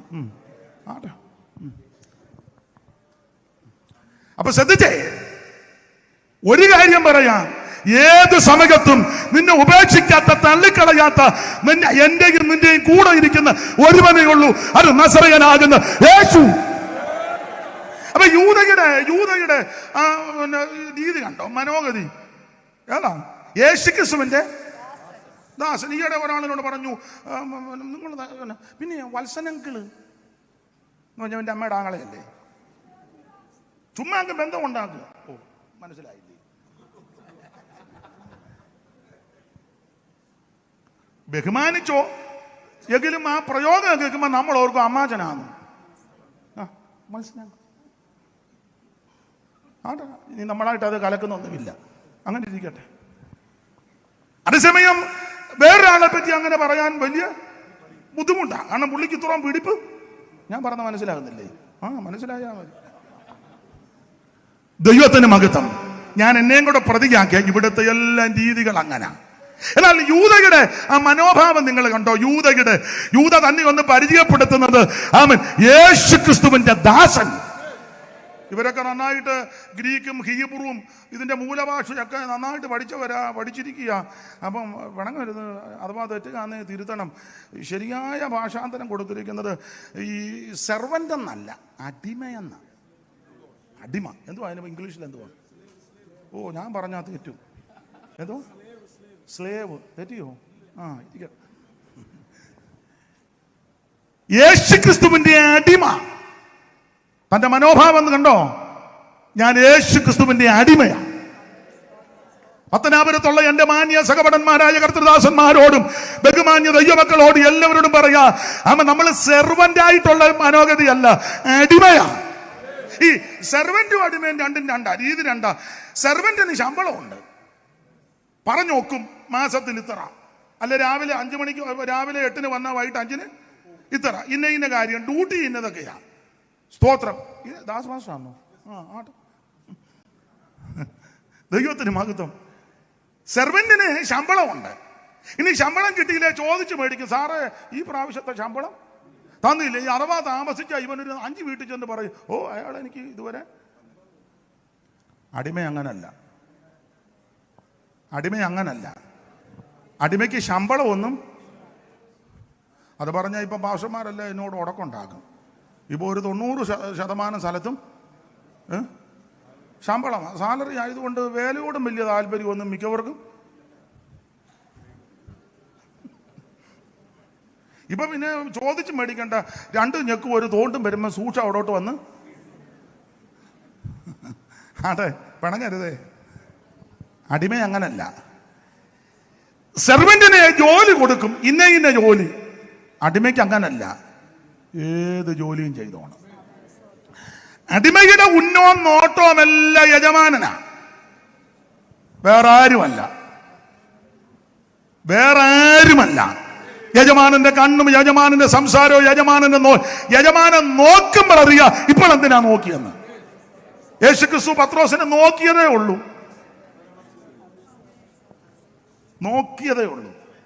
യോ, സ്തോത്രം. നടന്നു പോയപ്പോ നോക്കി, അന്നേരം കാര്യം പിടിക്കട്ടി. യജമാനൻ നോക്കുമ്പോൾ അറിയാം അടിമയ്ക്ക് എന്തിനാ നോക്കുന്നത്. ദൈവത്തിന് മഹത്വം. ഈ യേശുക്രിസ്തുവിന്റെ അടിമയാന്ന് പറയാൻ കാര്യം, ഈ കർത്താവ് ഈ ഭൂമിയിൽ ഭൂജാതനായി, അതിനുശേഷം സഹോദരന്മാരും ജനിച്ചു. ഇവരൊരു വീട്ടിൽ പാർക്കുക. പക്ഷെ നമ്മൾ സുവിശേഷത്തിൽ വായിക്കുന്നുണ്ട്, കർത്താവിനെ ഇവരാരും വിശ്വസിക്കുന്നില്ലായിരുന്നു. സഹോദരന്മാരാരും വിശ്വസിക്കുന്നില്ല. 7:5 തോന്നുന്നു വായിച്ച യോഹന്നാന്റെ സുവിശേഷം 7:5 വായിച്ച അതാന്ന് തോന്നുന്നു. അതല്ലെങ്കിൽ അറിയാവുന്നവരൊന്ന് തെളിയിച്ചു തരണേ. അത് തന്നെ വായിച്ച മൈക്ക് കൂടെ വായിച്ച സഹോദരി. അവന്റെ സഹോദരന്മാരും അവനിൽ വിശ്വസിച്ചില്ല. വിശ്വസിച്ചില്ല. അപ്പോൾ ആരംഭ കാലയളവിൽ യേശുക്രിസ്തുവിനെ ഈ സഹോദരന്മാരും വിശ്വസിച്ചില്ല. യാക്കോബ്, യോസെ, യൂദ, ശിമോൻ ഇവരാരും വിശ്വസിച്ചില്ല. കാരണം അവരുടെ കുഴപ്പമല്ല ഒരമ്മയുടെ വയറ്റിൽ നിന്ന് വരിക, പിന്നെ പുള്ളി അങ്ങനെ ദൈവമാകുന്നത്. എൻ്റെ ഭാഷയാ, ഒരു പാത്രത്തിൽ കഴിച്ചു, ഒരു പായി കിടന്ന്, ഒരു വീട്ടിൽ ജീവിച്ചും, ഒന്നിച്ച് കളിച്ചും അടിച്ചും വളഞ്ഞും ജോലി ചെയ്തു വെക്കും ഒരു വീട്ടിലാണ്. പിന്നെ അതിലൊരാൾ അങ്ങനെ ദൈവമാകുന്നത്. നമ്മളെ പോലെ 2 കാല്, 2 കണ്ണ്, 2 കൈ എല്ലാം നമ്മുടെ അതുപോലെ തന്നെ. പിന്നെ അങ്ങനെ ദൈവമാകുന്നത്. അതുകൊണ്ട് ഈ സഹോദരന്മാരാരും പ്രാരംഭ കാലയളവിൽ യേശുവിനെ വിശ്വസിച്ചില്ലെന്ന് പറഞ്ഞാൽ ദൈവമാണെന്ന് വിശ്വസിച്ചില്ല. എന്നാൽ എൻ്റെ ഭാഷയാ കേട്ടോ, ഭാഷയ്ക്ക് അല്പം വ്യത്യാസമൊക്കെ ഉണ്ട്, ക്ഷമിക്കണേ. കർത്താവിന് മഹത്വം. നമ്മുടെ കർത്താവാകുന്ന യേശു ക്രിസ്തു ജീവിച്ചിരുന്നപ്പോൾ ഈ സഹോദരന്മാരാരും വിശ്വസിച്ചില്ല. എന്നാൽ നമ്മുടെ കർത്താവാകുന്ന ക്രിസ്തു യേശു മനുഷ്യവർഗത്തിന്റെ പാപത്തിന് പരിഹാരം വരുത്തുവാൻ പങ്കപ്പാടുകളും പീഡകളും സഹിച്ചു. പീലാത്തോസിന്റെ കൽത്തളം മുതൽ കാൽവറിയിലേക്ക് കുരിശുമരം ചുമന്നുകൊണ്ട് പോകുകയാ. അതിന് മുമ്പായിട്ട് ഗതസമനെ വെച്ച് പ്രാർത്ഥിച്ചു. വിയർപ്പ് രക്തത്തുള്ളിയായിട്ട് വീണു. വാളും മടിയും തീപട്ടിയും പന്തങ്ങളുമായിട്ട് പിടിച്ചു കെട്ടി കൊള്ളക്കാരനെ കൊണ്ടുപോകുമ്പോൾ യേശുവിനെ പിടിച്ചു കെട്ടി അടിച്ചുപദ്രവിച്ച് ആക്ഷേപിച്ച് പരിഹസിച്ച് മുൾക്കിരീടധാരിയായി മുഖത്തെ രോമമെല്ലാം പിടിതെടുക്കപ്പെട്ടവനായി വേച്ചും പറച്ചും ആമേനെന്തിനേറെ കാൽവറിയിൽ ചെന്ന് 2 ദുഷ്പ്രവർത്തിക്കാരുടെ നടുവിൽ അവിടെ നിരുമ്പാണുകളാൽ തറയ്ക്കപ്പെട്ട് നാമത്തായി സുവിശേഷമൊക്കെ വായിക്കുമ്പോൾ ഉറക്ക നിലവിളിച്ച് പ്രാണന വിടുകയാ. സൂര്യൻ കരിമ്പടം പോലെ കരുത്തു. ആകാശവും ഭൂമിയുമൊക്കെ ഇളകുകയും അന്ധകടാകത്തിനെല്ലാം ആകെ വ്യതിയാനമുണ്ടായി. ദൈവാധികത്തിലെ തിരശീല മുകളിൽ നിന്ന് താഴോട്ട് 2ആയിട്ട് ചിന്തി. കല്ലറകൾ തുറന്നു, ഭൂമി കുലുങ്ങി. ഇതെല്ലാം കണ്ടതുപോലെ TK ശൗമേൽ സാർ എഴുതി വെച്ചേക്കുന്നത്. എനിക്ക് തോന്നുന്നത് പുള്ളി ക്രൂശീകരണം നടക്കുമ്പോൾ അവിടെ കാട്ട് നിന്നോന്നൊരു ചെറിയ അതുപോലെ അങ്ങ് തോന്നുക. വരികൾ ഇങ്ങനെ: ഭൂതല്ലനാഥൻ തന്നുടെ മരണം കാണുക ദുർവകമായകോ. ഭൂതല്ലനാഥൻ അതിന്റെ ശബ്ദം ഇച്ചിരി കുറയ്ക്കണം. ഈ പാട്ട് പാടുമ്പോൾ അത് അത്ര അടിക്കണ്ട. ഇത് വളരെ ശ്രദ്ധിച്ചു വേണം. ഓരോ പാട്ടിനുണ്ട്. ഇത് ക്രൂശീകരണത്തോട് ബന്ധപ്പെട്ടുള്ള പാട്ടാണ്. ഇനി പിണങ്ങി അടിക്കാതെ ഇരിക്കരുത് കേട്ടോ. ഭൂതല്ലനാഥൻ തന്നുടെ മരണം കാണുക ദുർവകമായകോ. ഭൂരിഭയം പൂണ്ടിളകുകയോ ഈ പ്രകൃതികളകിലമിതത്ഭുതം. ഭൂരിഭയം പൂണ്ടിളകുകയോ ഈ പ്രകൃതികളകിലമിതത്ഭുതം. ക്ഷമിക്കണേ, ഞാൻ ഒരു വരി കൂടെ പാടിയിട്ട് അടുത്ത പാട്ടിനടിക്ക്. ഇതൊന്ന് ശാന്തമായിട്ട് പാറ പിളർന്നു പാരിളകന്നു പാവന്ന മൃദുരു. അടിക്കരുതെന്ന് പറഞ്ഞപ്പോ പുള്ളിക്ക് അങ്ങ് അടി തന്നെ അടിയാ. വേറെന്തോ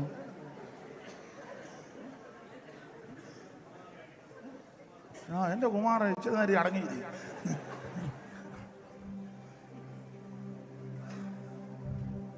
കാരണം പുള്ളി അങ്ങ് തിരിഞ്ഞിരുന്ന കാണിക്കുക, എന്നെയും കൂടെ ഒന്ന് നോക്കാം. ഊതല്ലെന്ന ഹാർമോണിയം ചെറുതായിട്ട് വേണേ, ശ്രുതി വളരെ താത്തിടണേ, ഇതിന്റെ മേളിൽ പോകരുത്. ഈ ഞാൻ മിക്കയിടത്തും പാട്ടുകാരോട് പറയാം, അവർ പിണക്കവാ എന്നോട് പലർക്കും എന്താ, പക്ഷെ പ്രമാണം ഈ പാട്ട് പാടുമ്പോൾ പാട്ടിന്റെ ശബ്ദവും വരിയും മേളിൽ നിൽക്കണം.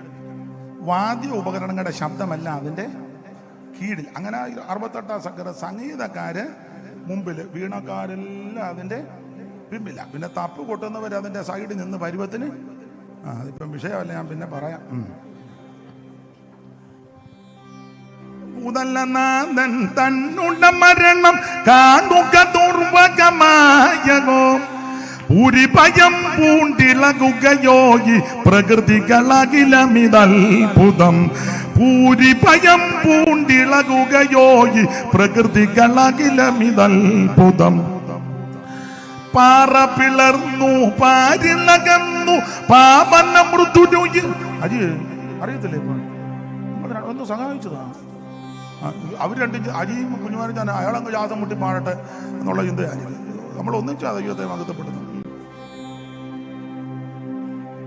പാറ പിളർന്നു പാരിളകന്നു പാവന മൃദുരുയിരാർന്നുക കിറുകയായി തിരുശീലയും തന്മൃതി നേരം സൂര്യനിരുണ്ടുപോയി. കീറുകയായി തിരുശീലയും തന്മൃതി നേരം സൂര്യനിരുണ്ടുപോയി.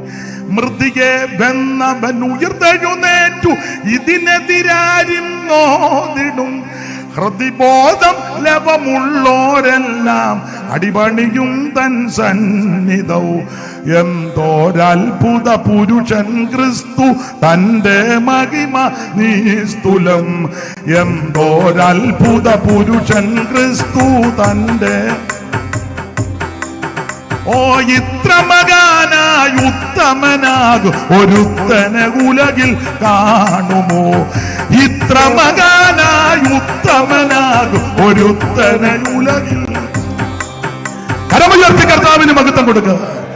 ഇതുപോലെ ശ്രേഷ്ഠനാകുന്ന, യോഗ്യനാകുന്ന, ഉന്നതനാകുന്ന, മഹിമകളുള്ള, മഹത്വമുള്ള, ധന്യനാകുന്ന, ഏകാധിപതിയും താൻമാർത്ഥം അമർത്തതയുള്ളവനും മാത്രമാണോ നമ്മുടെ സകല പാപങ്ങളും പോക്കി നമ്മെ വിടുവിച്ചവനും രക്ഷിച്ചവനും. Praise the Lord.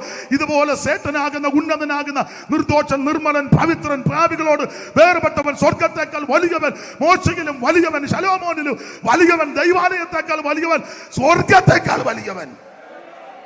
ഇന്ന് പകരം അവിടുത്തെ സാന്നിധ്യത്തിനായി ദൈവത്തെ മഹത്വപ്പെടുത്തുക. എന്തിനേറെ പങ്കപ്പാടുകളും വരകളും ഒക്കെ സഹിച്ച് ക്രൂശിൽ കിടക്കുക.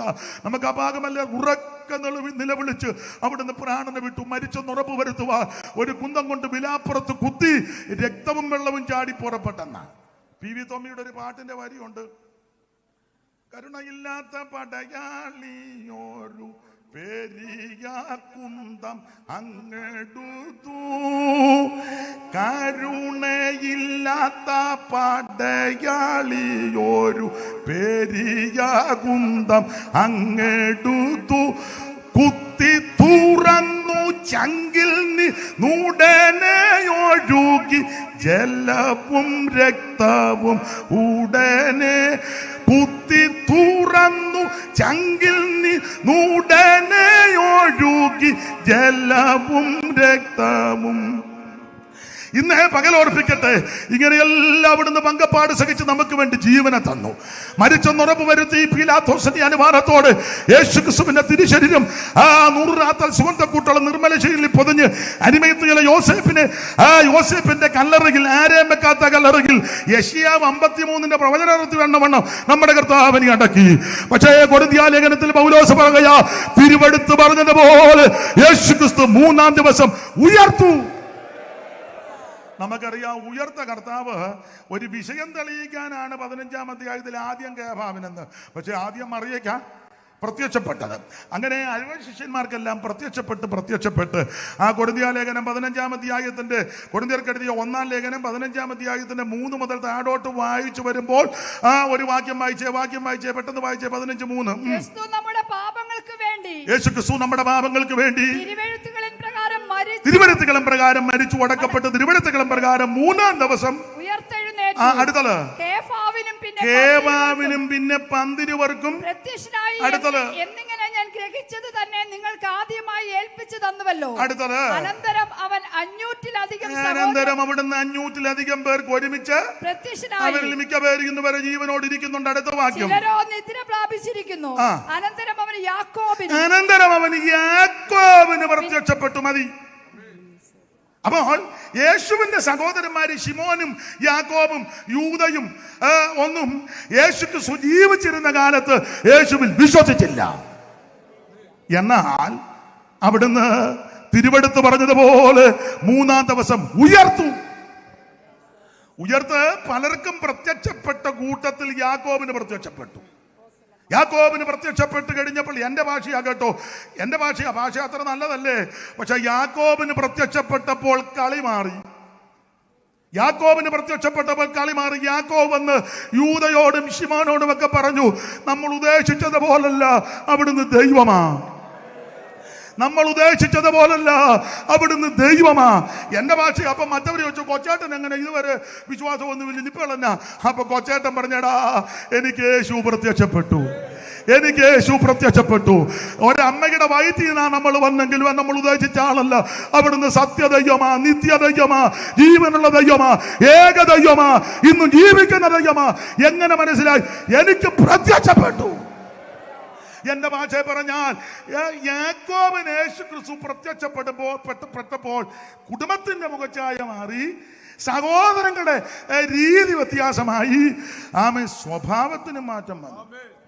എന്നെ കേൾക്കുന്ന പ്രിയരെ, നമ്മൾ ഈ ഒത്തിരി തിയോളജി നല്ലതാ ഇറക്കിക്കോ, പക്ഷേ എൻ്റെ ഒരു അഭിപ്രായം പറയാം, യേശു ഒന്ന് പ്രത്യക്ഷപ്പെട്ടാൽ മതി. യേശു പ്രത്യക്ഷപ്പെട്ടാൽ മതിയെന്ന് എൻ്റെ ഭാഷയാ. കളി മാറും. ഇപ്പോഴത് നമ്മുടെ കേരളം ഇലക്ഷൻ നടക്കാൻ പോവാന്നല്ലോ. ആരേലും ഭരിക്കട്ടെ, നമുക്ക് വിഷയമല്ല. പക്ഷെ ഇപ്പൊ ഭരിച്ചുകൊണ്ടിരിക്കുന്നത് പിണറായിക്ക് യേശു ഒന്ന് പ്രത്യക്ഷപ്പെട്ടാൽ മതി. അതിനെ പെടുകല്ലേ? നരേന്ദ്രമോദി അവർ ഇന്ത്യയുടെ പ്രധാനമന്ത്രി, ബഹുമാനപ്പെട്ട പ്രധാനമന്ത്രി നാളെ വരിക, തിരുവല്ലായി വരുന്നുണ്ട്. യേശു ഒന്ന് പ്രത്യക്ഷപ്പെട്ടാൽ മതി. ഒരെണ്ണത്തിന് വിശ്വാസമില്ല, പ്രത്യാശയും. അതിപ്പോ ഞാൻ പറഞ്ഞുകൊണ്ട് അമിത്ഷായ്ക്ക് യേശു പ്രത്യക്ഷപ്പെട്ടാ മതി. MLA-മാർക്കും MP-മാർക്കും ഭരണ നിയമജ്ഞന്മാർക്കുമൊക്കെ യേശു ഒന്ന് പ്രത്യക്ഷപ്പെട്ടാ മതി. നമ്മളൊരു മസിലും നമുക്ക് MLA വേണ്ട, MP വേണ്ട, യേശു പ്രത്യക്ഷപ്പെട്ടാ മതി. അത് നമുക്കും വേണമെന്ന്. ഇത് ഇവിടെ തന്നെ സഭയുടെ തന്നെ ഭരിച്ചിട്ട് ശരിയാകുന്നില്ല, ഇനി അങ്ങോട്ട് പോകുന്നേ. ഇവിടെ കിടന്ന ആടിയുടെ പെരുന്നാളും എന്നാ ഒരു വിമിഷ്ടം പോലെ സഭ. ആ 5 കുടുംബം 7 കുടുംബം അത് തന്നെ പാലക്കാക്ക പിരിഞ്ഞ പോലെ ഇരിക്കുക. ഇത് ഭരിക്കുന്ന ആൾക്കാരായി നീ ഇവിടുന്ന് 2 എണ്ണത്തിനെ അങ്ങോട്ട് വിടാൻ. ഇവരോർക്കുന്നത് പൂഞ്ഞാൻ പോലെ 3 എണ്ണമാണോ കേരളത്തിലെ? എന്നെ എല്ലാവർക്കും ഒരു അരുതാഴിയെ പോലെ നമുക്ക് വേണമെന്ന്. 8 കുടുംബവും 10 കുടുംബം ഉള്ളതിനെ ഭരിക്കാൻ ഒക്കുന്നില്ല.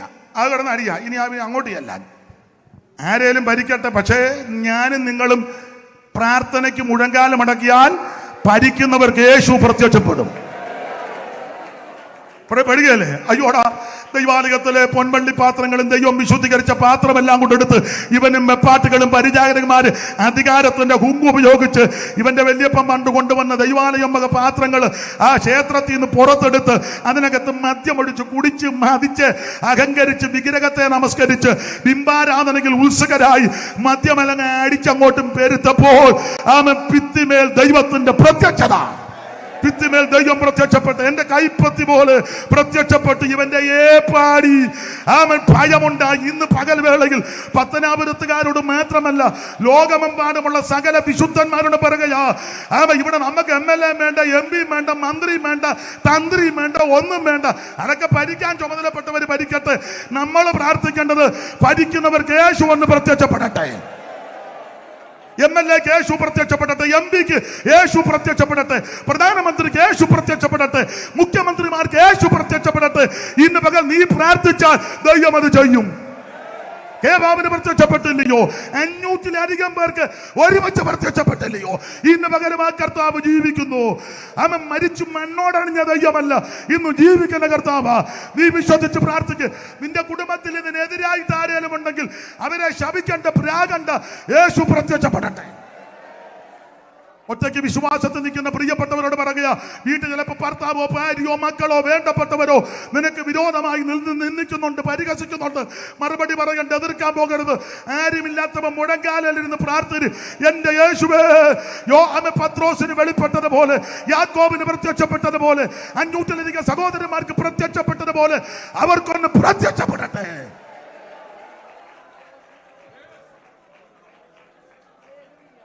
മേദ്യനുയായികൾക്കും പ്രത്യക്ഷമായി പ്രിയ ദിനമോദി. മേദ്യനുയായികൾക്കും പ്രത്യക്ഷമായി പ്രിയ ദിനമോദി.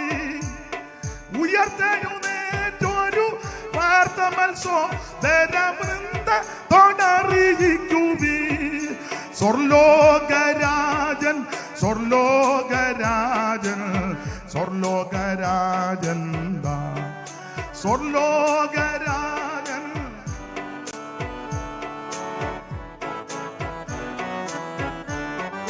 സ്വർലോകരാജൻ, സ്വർലോക.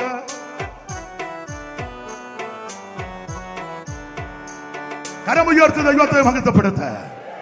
അതുകൊണ്ട് എന്നെ കേൾക്കുന്ന ബഹുമാന്യരായ ദൈവമക്കളോട് ഒരു കാര്യം പറയാ. നിന്റെ അയലത്തുള്ളവരെ നിന്നെ ആക്ഷേപിക്കുന്നെങ്കിൽ, പരിഹസിക്കുന്നെങ്കിൽ, ഈ നാമത്തെ ദുഷിക്കുന്നെങ്കിൽ അവരറിയാതെ മുഴങ്കാലമടക്കി പ്രാർത്ഥിര്. എന്റെ യേശുവേ, അവർക്കൊന്ന് പ്രത്യക്ഷപ്പെടണം. നമ്മളെ ഉപദ്രവിക്കുന്നവരും ഭരിക്കുന്നവരും കൊണ്ട് സുവിശേഷ വിരോധികൾ കാണാം, മതഭ്രാന്തന്മാര് കാണും. പക്ഷേ നിരാശപ്പെട്ടു പോകരുത്. അവർക്ക് യേശു ഒന്ന് പ്രത്യക്ഷപ്പെടട്ടെ. ഞാൻ ദീർഘമാക്കുന്നില്ല. ആരംഭ സമയത്ത് സഹോദരന്മാരാരും വിശ്വസിച്ചില്ല. പക്ഷേ ഉയർത്തെഴുന്നേറ്റ് യേശു യാക്കോബിന് പ്രത്യക്ഷപ്പെട്ടപ്പോൾ കളി മാറി. യാക്കോബ് വന്ന് ശേഷമുള്ള സഹോദരന്മാരോട് പറഞ്ഞു, ദൈവമാണെന്ന് പറഞ്ഞു. കൊച്ചുവേട്ടൻ എങ്ങനെ മനസ്സിലായി? എനിക്ക് പ്രത്യക്ഷപ്പെട്ടു, ഞാൻ കണ്ടടാ, നേരിട്ട് കണ്ടു. ദൈവത്തിന് മഹത്വം.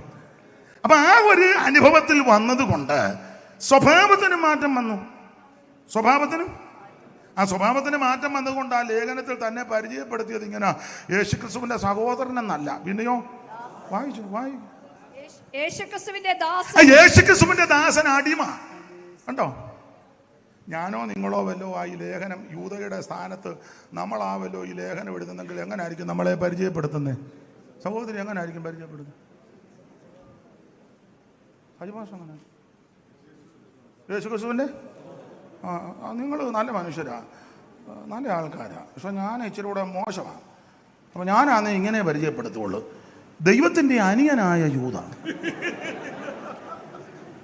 കുറച്ചുകൂടെ കനം വേണ്ടേ? യേശു ദൈവമല്ലേ? തീത്തോസിന്റെ ലേഖനത്തിൽ വായിക്കുന്ന മഹാദൈവവും നമ്മുടെ രക്ഷിതാവുമായ യേശുക്രിസ്തു. അപ്പം യൂദ യേശുവിൻ്റെ ആരാ? അനിയനാ. അപ്പം പരിചയപ്പെടുത്തുന്നത് ദൈവത്തിൻ്റെ. അതിനങ്ങനെ അത് പറയാം. ദൈവത്തിന്റെ അനിയനാന്ന് പറഞ്ഞാൽ എവിടെ ചെന്നാലും ഒരു കസേരയുണ്ട്, ഇല്ലേ? ഉണ്ട്. നമ്മൾ പറയല്ലേ, പുള്ളി കൗൺസിലാ, അഭിഷേകമൊന്നും പ്രാപിച്ചതല്ല, എന്നാലും ഒരു കസേര കൊടുക്കും. പുള്ളി കൗൺസിലാണ്, ആയിക്കോട്ടെ. പുള്ളി ജനറലാ, കൊടുക്കണം. വേറെ ചില ഇങ്ങനെ ഓവർസീറുടെയും സൂപ്രണ്ടിന്റെയും പ്രസിഡന്റിന്റെയും ഒക്കെ ശിങ്കിടികളായിട്ട് ഇങ്ങനെ എപ്പോഴും വണ്ടിക്കകത്ത് കാണും. പിടിക്ക നിൽക്കും. കസേര കിട്ടുമ്പോൾ അവർക്ക് കൂടെ ഒരെണ്ണം. ഏനാ എല്ലാവർക്കും ഒരു ആട്ടെ, ഞാൻ പെട്ടെന്ന് നിർത്താം, ഇപ്പം പോകാം, സണ്ണിച്ചാനും പിടി കിട്ടുന്നില്ലേ?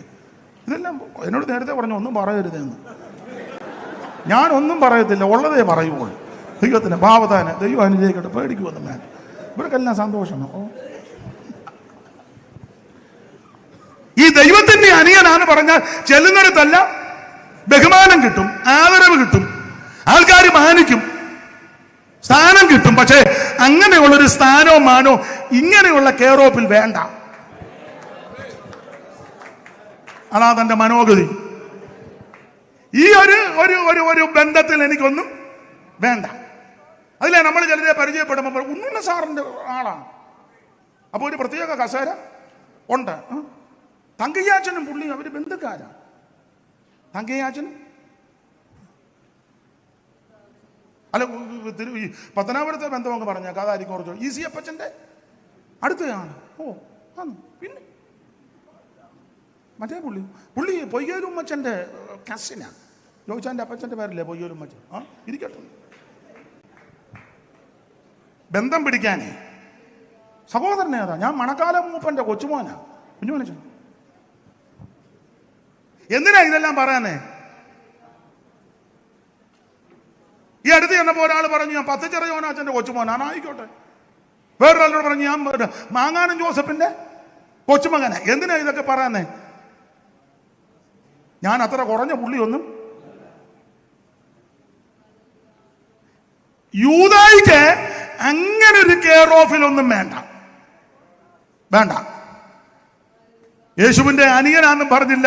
ഞാനാന്നേ യേശുവിന്റെ ദൈവത്തിന്റെ അനിയനാന്നേ പറയുള്ളൂ. പക്ഷെ യൂദാ തന്നെ ഒന്ന് പരിചയപ്പെടുത്തിയിരിക്കുക, യേശു ക്രിസ്തുവിന്റെ ദാസൻ, അടിമ. ഞാൻ ഓർപ്പിച്ചല്ലോ, അടിമയ്ക്ക് ശമ്പളമൊന്നുമില്ല കേട്ടോ, അടിമയ്ക്ക് ടൈം ഒന്നുമില്ല കേട്ടോ, അടിമയ്ക്ക് പ്രത്യേക ജോലിയായിട്ടൊന്നും വെച്ചിട്ടില്ല. ഏത് ജോലിയും ചെയ്യും. യജമാനൻ ഇഷ്ടമുള്ള, യജമാനൻ പ്രസാദിക്കുന്ന, യജമാനൻ സന്തോഷിക്കുന്ന ഏത് ജോലി, അത് കൂടെ യജമാനൻ പറയണ്ട. കുറെ നാൾ കൂടുമ്പോ അറിയാം യജമാനൻ കഴിക്കുന്നതിന്, കുടിക്കുന്നതിന്, ഡ്രസ് എങ്ങനെ, രീതി എങ്ങനെ. നിങ്ങൾ പേപ്പറിലൊക്കെ വായിച്ചതില്ലയോ? നമ്മുടെ ലണ്ടനിലെ രാജി മരിച്ച സമയത്ത് ഞാനും പേപ്പർ വായിച്ചു. ഇംഗ്ലീഷിലുള്ളതൊന്നും വായിക്കാൻ അറിയാമല്ല, മലയാളത്തിലുള്ളതാണ് വായിച്ചത്. അപ്പൊ അതിനകത്ത് കൊടുത്തിരിക്കുക, ഈ രാജിയുടെ കയ്യിൽ എപ്പോഴും ഒരു ബാഗുണ്ട്. ആ ബാഗ് പിടിക്കുമ്പോൾ കൂടെ ഉള്ളവർക്കറിയാം ഇപ്പൊ എന്തിനാ ബാഗ് വെക്കുന്നത്. നോക്കൂ, അവർ വെക്കുമ്പോൾ അതിന് സിഗ്നൽ അതല്ല, എടുക്കുന്നത് ഒരു സിഗ്നലാ. ഈ കയ്യിൽ ബാഗ് തൂക്കുന്നെങ്കിൽ അതൊരു സിഗ്നലാ. ഈ കയ്യിൽ നിന്ന് എടുത്ത് ഇങ്ങനെ കൈ പിടിക്കുന്നെങ്കിൽ അതിനൊരു, അത് അവർക്കറിയാം, അംഗരക്ഷകന്മാർക്കറിയാം. മനസ്സിലായി? യജമാനൻ നോക്കുമ്പോൾ അറിയാം എന്തിനാണ്. യജമാനൻ ഒന്നും പറയണ്ട, ഇങ്ങനെ നോക്കിയാൽ മതി, അറിയാവുന്നാരും. പ്രിയരേ, നമ്മളെല്ലാം നല്ല യജമാനന്റെ അടിമയാണ്. ഞാൻ ആ ഭാഗം അങ്ങ് വിടുക. അപ്പം ഈ യൂദയുടെ മനോഗതിയെ, ദൈവത്തിന്റെ സ്തോത്രം, നല്ല മനസ്സാണ്. രണ്ടാമത്തെ യൂദയുടെ ഒരു മനോനിലവാരം, മനസാക്ഷി. 3-ാം വാക്യം ഒന്ന് വായിച്ചേ ദൈവദാസി. 3. പ്രിയരെ, നമുക്ക് പൊതുവിലുള്ള രക്ഷയെ കുറിച്ച് തന്റെ ആ പ്രയോഗം കണ്ടോ? പ്രിയരെ, നമുക്ക് പൊതുവിലുള്ള രക്ഷ. എന്റെ ഭാഷയാ കേട്ടോ, പിണങ്ങരുതേ. ദൈവത്തിന് മകത്ത് എന്ന് പറഞ്ഞാൽ യൂദാ പറയുക, ഞാൻ യാക്കോബ്, ശിമോൻ, യേശു, ഞങ്ങളെല്ലാം ഒരു കുടുംബക്കാരാ കേട്ടോ, കുടുംബക്കാരാ, ഒരമ്മയുടെ മക്കളാ, ഞങ്ങളെല്ലാം ഒരു കുടുംബക്കാരാ.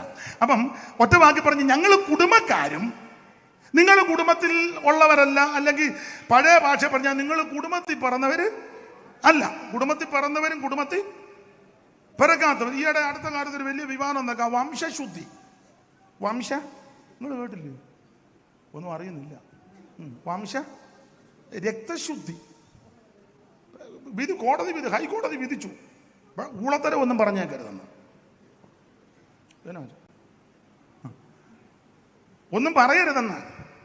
ഞാൻ എൻ്റെ വിഷയമല്ലാത്തതുകൊണ്ട് അങ്ങോട്ട് ഇപ്പൊ തോടുന്നില്ല. വെറുതെ എന്തിനാ അലോഗ്യം ഉണ്ടാക്കുന്നത്? അതാ നല്ലത്.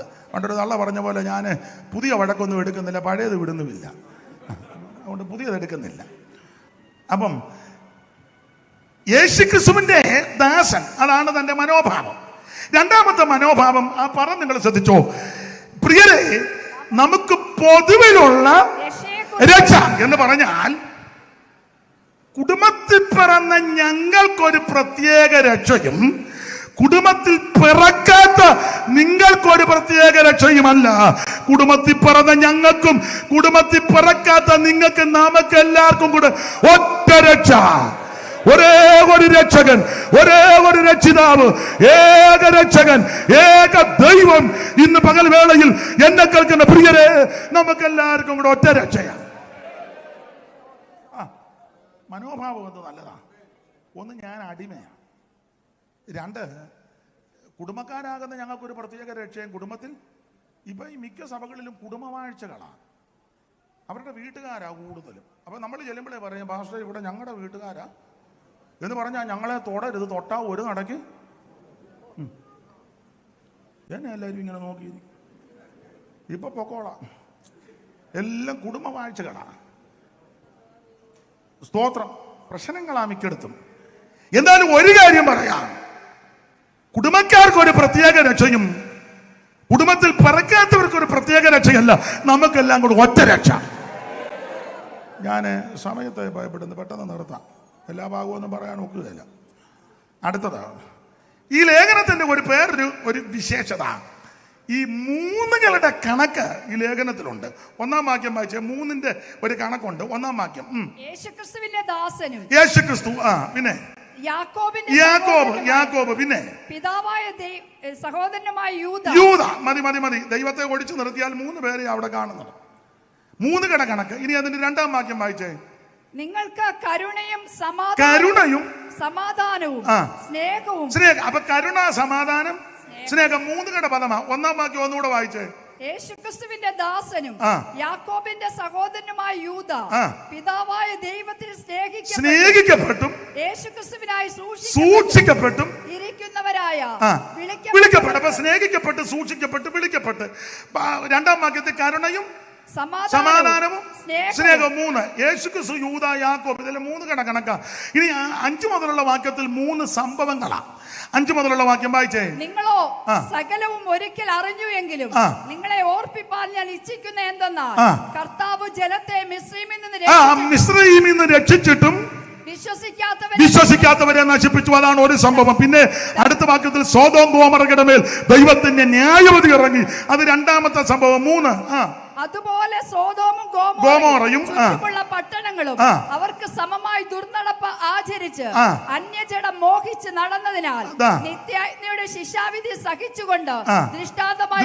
അടുത്ത വാക്യം, അങ്ങനെ തന്നെ ഇവരും സ്വപ്നാവസ്ഥ. അപ്പോൾ ഇവിടെ 3 സംഭവങ്ങൾ. ഈ മൂന്നിന്റെ കണക്ക്, അങ്ങനെ ഒരു കണക്കാണ് നമ്മുടെ കുറുവാക്യം. ഓടിച്ചു പറയാ, ഈ കുറുവാക്യം 11-ാം വാക്യത്തിൽ 3 വ്യക്തികളെ കാണുക.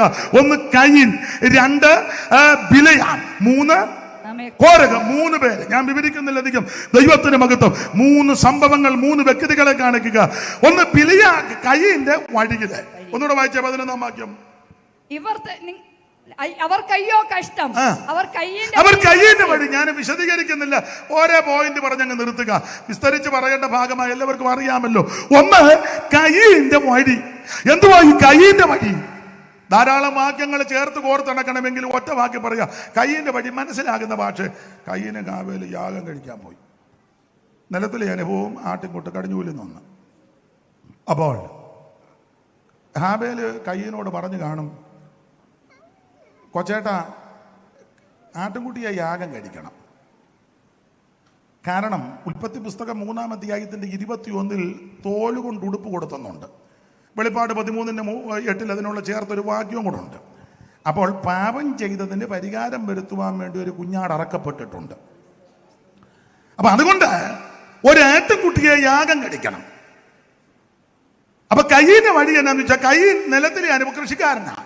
അപ്പൊ അവന് നമ്മുടെ കേരളത്തിലെ രീതി വെച്ച് ഞാൻ അങ്ങ് പറയാ, തെറ്റിദ്ധരിക്കരുത്, ചേനയും ചേമ്പും കാച്ചിലും ഒക്കെ കൊണ്ടുവച്ചു. അപ്പം കയീൻ ഇതെല്ലാം കൊണ്ടുവച്ചു. ഹാബേലിന്റെ കയ്യിൽ ആട്ടിൻകുട്ടിയുണ്ട്.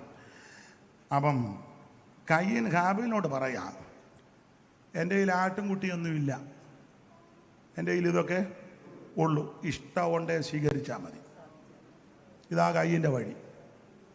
അപ്പം ഹാബേൽ പറഞ്ഞ, അല്ല കൊച്ചേട്ടാ, നമുക്ക് ഇങ്ങനെ വേണം. അല്ലല്ല, എൻ്റെ കയ്യിൽ ഇതേ ഉള്ളെന്ന്, ഇഷ്ടമുണ്ട്. ഇതല്ലേ ഇപ്പൊ സഭയ്ക്കകത്ത് നടക്കുന്നത്. ചെല്ലി പറയത്തില്ലേ, ഞാൻ ഇങ്ങനെ ഇരിക്കുള്ളൂ, ഇഷ്ടമുണ്ട് ഇവിടെ ഇരുത്തിയാൽ വരുത്തി, അല്ലെങ്കിൽ മുടക്ക് നമുക്ക് രണ്ടിലൊന്ന് തർക്കമല്ലേ. ഞാൻ കൈയടിക്കത്തില്ല, പാടുകയില്ല, പ്രാർത്ഥിക്കത്തില്ല, സ്വോത്രം പറയത്തില്ല, ഞാൻ ഇങ്ങനെ വരുവുള്ളൂ, ഇങ്ങനെ ഇരിക്കുള്ളൂ, എന്നെ കൊണ്ട് ഇതാണ് കയീന്റെ വഴി. ഇന്ന് പകൽ ഇങ്ങനെയുള്ള വഴികളെ വിട്ട് ദൈവത്തിന്റെ വചനത്തിന്റെ പ്രമാണപ്രകാരം ആര് സമർപ്പിക്കും അവരെ ഇന്ന് പകൽ ദൈവം അനുഗ്രഹിക്കും. രണ്ട് ബിലിയാമിന്റെ വഞ്ചന. ഒത്തിരി പറയാനുണ്ട് ബിലിയാമിന്റെ വഞ്ചന. എന്താ ബിലിയാമിന്റെ വഞ്ചന? രണ്ട് കാര്യമാ ബിലിയാം നിമിത്തം സഭയിലുണ്ടായത്. രണ്ട് കാര്യം. ആ വാക്യം ഒന്ന് വായിച്ചോ, അത് വായിച്ചങ്ങ് നിർത്താം ആ ഭാഗം. സംഖ്യാപുസ്തകം 31 അധ്യായത്തിന്റെ 16 വാക്യം വായിച്ച്. സംഖ്യ 31:16. ഇവരത്തെ പയോരിന്റെ സംഗതിയിൽ ബിലയാമിന്റെ ഉപദേശത്താൽ ഇസ്രായേൽ മക്കൾ യഹോവയോട് ദ്രോഹം ചെയ്യുവാൻ. രണ്ട് കാര്യമാ ബിലയാം നിമിത്തം സഭയ്ക്കകത്ത് സംഭവിച്ചത്. ഒന്ന്, ദൈവജനമെല്ലാം ദൈവത്തോട് ദ്രോഹം ചെയ്യുവാൻ ഇവൻ കാരണക്കാരനായി. രണ്ട്, അടുത്ത വാക്യം, യഹോവയുടെ സഭയിൽ ബാധ ഉണ്ടാക്കാൻ ഇവൻ കാരണമായി. ദൈവത്തിന് സ്തോത്രം. എന്നെ കേൾക്കുന്ന ബഹുമാന്യരെ, നീ നിമിത്തം സഭയ്ക്കകത്ത് പ്രശ്നമുണ്ടാകരുത്. നീ നിമിത്തം സഭയ്ക്കകത്ത് ഉടക്കുണ്ടാക്കരുത്. നീ നിമിത്തം, എന്റെ ഭാഷയാ, പണങ്ങരുത്. സെന്ററിനകത്ത് ഒരു കലക്കമുണ്ടാക്കരുത്. ചർച്ചക്കോടാണ് district IPC centre AG section ആന്ന് തോന്നല്ലയോ? എന്തായാലും ഒന്ന് പറ. അങ്ങനെ തന്നെ. ഞാനിപ്പം നിർത്താം. പയ്യെ പോയി ചോദിച്ചാന്ന് തോന്നുന്നു. ഇപ്പം നിർത്താം. ദൈവത്തിന് മഹത്വം. രണ്ട് കാര്യമാ ബിലയാം നിമിത്തം സഭയ്ക്കകത്തുണ്ടായത്. എന്തുവാ? ഒന്ന്, ഇസ്രായേൽ മക്കൾ ദൈവത്തോട് ദ്രോഹം ചെയ്യാൻ ഇവൻ കാരണക്കാരനായി. എന്ന് പറഞ്ഞാൽ ബിലിയാമിന്റെ ഉപദേശം, ബിലിയാമിന്റെ വഞ്ചന, ബിലിയാമിന്റെ വഴി എന്ന് പറഞ്ഞാൽ ആവശ്യമില്ലാത്ത ഉപദേശം സഭയ്ക്കകത്ത് പഠിപ്പിച്ചാൽ ജനം ദൈവത്തോട് ദ്രോഹം ചെയ്യുക. അതുകൊണ്ട് തന്നെ സഹപടന്മാരാകുന്ന ബഹുമാന്യ കർത്തദാസന്മാരോട് പറയാ, ഇണങ്ങിയാലും കൊള്ളാം, പിണങ്ങിയാലും കൊള്ളാം, സ്വോത്രകാഴ്ച കിട്ടിയാലും മാസശമ്പളം കിട്ടിയാലും കിട്ടിയില്ലെങ്കിൽ ഇതുള്ളതുപോലെ പറഞ്ഞോണം. ചിലപ്പോ സെക്രട്ടറിക്ക് ഇഷ്ടപ്പെടുകയില്ല, ട്രഷറിന് ഇഷ്ടപ്പെടുകയില്ല, കമ്മിറ്റിയും കൗൺസിലും ഒന്നും ഇഷ്ടപ്പെട്ടെന്ന് വരികയില്ല. ചിലപ്പോ നമ്മുടെ വെമ്പളയ്ക്ക് പോലും, നമ്മുടെ കൊച്ചുങ്ങൾ ചിലപ്പോ നമ്മളോട് എതിരായിരിക്കും. പക്ഷെ ലേവിയെ പറ്റി വായിക്കുന്നത് ഇങ്ങനെ: അവൻ വാളെടുത്തപ്പോൾ അപ്പനെന്ന് കണ്ടില്ല, അമ്മയെന്ന് കണ്ടില്ല, സ്വന്തം സഹോദരന്മാരെന്ന് ഓർത്തില്ല, മക്കളെന്നും ഓർത്തില്ല. അവൻ യഹോവയുടെ വചനം പ്രമാണിച്ചു. എന്റെ ദൈവദാസന്മാരെ, എന്റെ കൂട്ടുവേലക്കാരെ, ദൈവമക്കളെ, ഒരു കാര്യം പറയാ, ഇതുള്ളതുപോലെ പറഞ്ഞോണ്. ഇത് പറഞ്ഞത് കൊണ്ട് ആ ദൈവജനം ദൈവത്തോട് ദ്രോഹം ചെയ്തു, അതിന് കാരണക്കാരാക്കി. രണ്ട്, യഹോവയുടെ സഭയിൽ ബാധ വരാൻ ഇവൻ കാരണമാക്കി. ഞാൻ ഒന്നുകൂടെ ആവർത്തിച്ച് സകല ദൈവമക്കളോടും പറയാ, നീ മുഖാന്തര സഭയ്ക്കകത്തൊരു പ്രശ്നമുണ്ടാകരുത്. നീ മുഖാന്തര സഭയ്ക്കകത്ത് വഴക്കുണ്ടാക്കരുത്.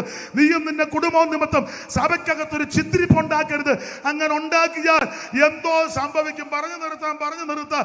വിലയാ വന്നിട്ട് ഈ കൊന്തരാക്കൊള്ളിയല്ല ഒപ്പിച്ചേച്ച് ഒന്നും അറിയാൻ മേലാത്തവനെ പോലെ ഇവൻ ബാധ ഉണ്ടാക്കാൻ ഇവനാ കാരണക്കാരൻ. ചില ആൾക്കാർ അനീച്ച ഇപ്പം നിർത്താം. ചില ആൾക്കാർ പറയത്തില്ലേ, നീ ഇതങ്ങ് പറഞ്ഞാൽ മതി, ഞാനാ ഇത് ഒപ്പിച്ചെന്നൊന്നും. എന്നിട്ട് ഇവൻ വന്ന് വമ്മി ഇരിക്കും, അടക്കോഴി ഇരിക്കും പോലെ. എന്നിട്ട് ഇവനെ സാക്ഷിക്ക് എഴുന്നേറ്റ് പറയുക, ദൈവനാമത്തിന് മഹത്വം ഉണ്ടാകട്ടെ, ഭക്തൻ മരിക്കുന്നത് പോലെ. വായിച്ച സഹോദരി 23:9-10. ഇസ്രായേലിന്റെ കാലാംശത്തെ ആർക്കു ഗണിക്കാം? ഭക്തന്മാർ മരിക്കും പോലെ മരിക്കുന്നത് പോലെ ഞാൻ മരിക്കട്ടെ. സഭയ്ക്കകത്ത് ബാധ ഉണ്ടാക്കിയവനും ദൈവത്തോട് ദ്രോഹം ചെയ്യുവാൻ ജനത്തെ പഠിപ്പിച്ച അവൻ ഒടുവിൽ അവൻ നല്ല കൊച്ചുകുഞ്ഞായിട്ട്, നല്ല കുഞ്ഞുപിള്ളയായിട്ട് പറയാ, ഭക്തൻ മരിക്കുന്നത് പോലെ ഞാൻ മരിക്കട്ടെ. നിന്നെ അറിയുന്ന ഒരു ദൈവ സ്വർഗത്തിലുണ്ട്. നിന്റെ ഉൾപ്പൂവുകളെ നിലവുകളെയും അവൻ സങ്കീർത്തനക്കാര് പാടുന്നത് പോലെ ഇരിപ്പ് നടപ്പും അറിയുന്ന ഒരു ദൈവമുണ്ട്. ദൈവം തമ്പുരാൻ ഈ ആഗ്രഹത്തെ ഒന്നും നിറവേറ്റിയില്ല. എന്തോ സംഭവിച്ചു. 31:8 യോശുവയുടെ പുസ്തകം 13:22. നിഹതന്മാരുടെ കൂട്ടത്തിൽ അവർ മിദ്യാന്യ രാജാക്കന്മാരായ എന്നീ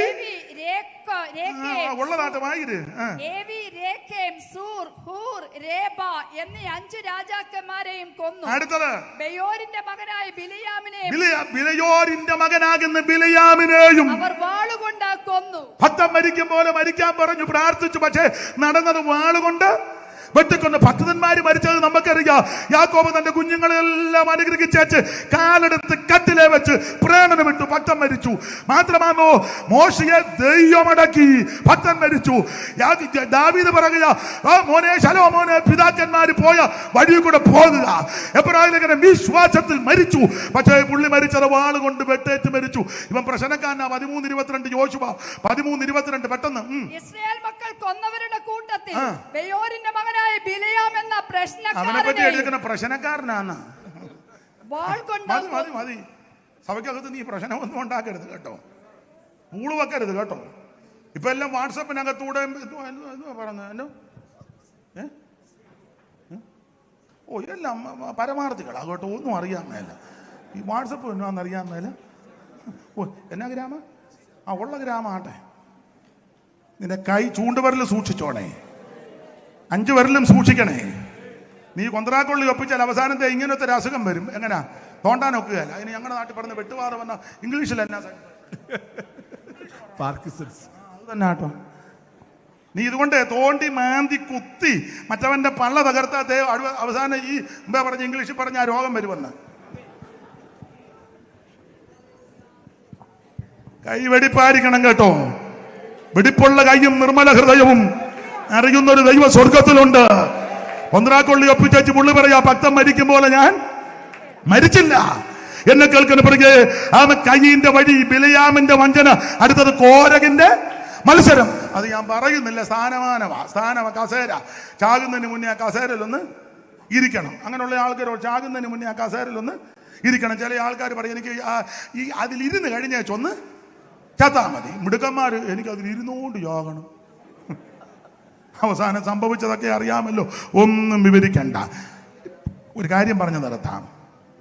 എങ്ങനെയുമല്ല ദൈവത്തെ ആരാധിക്കുന്നത്, വ്യവസ്ഥ പ്രകാരം ആരാധിക്കണം. സഭയ്ക്കകത്ത് കുരുക്കും കുന്നായ്മയും പ്രശ്നം ഉണ്ടാക്കരുത്. 3, എങ്ങനെങ്കിലും ചാകുന്നതിന് മുന്നേ ഒരു കസേര മേടിക്കണം. ഇത് 3 പാടില്ല. അവിടുന്ന് തക്ക സമയത്ത് ഉയർത്തുവാൻ ബലമുള്ള ഭുജത്തിൻ കീഴിൽ താണിരിപ്പിൻ. ദൈവം നിങ്ങളെ അനുഗ്രഹിക്കട്ടെ. എനിക്ക് ഒരു 1-2 മണിക്കൂർ കൊണ്ടൊക്കെ പറയാമെങ്കിലും ഈ വിലപ്പെട്ട സമയം നിങ്ങൾ എന്നെ കേട്ടിരുന്നു. അല്പം 5 മിനിറ്റ് മുമ്പോട്ട് പോയെങ്കിലും അധ്യക്ഷനും ബഹുമാനപ്പെട്ടവർ സഹകരിച്ചു. എല്ലാവർക്കും നന്ദി. നിങ്ങൾ ഓർക്കുമ്പോൾ എളിയവനെയും കുടുംബത്തെയും ശുശ്രൂഷകളെ ഓർത്ത് പ്രാർത്ഥന. തിരുവല്ലയിൽ ഒരു ചെറിയ കൂട്ടായ്മയുണ്ട്. ഒത്തിരി പേര് വന്നതാ, നീക്കുകയല്ല, വന്ന് നോക്കി വെച്ച് അവർക്ക് ഒക്കുകയല്ല.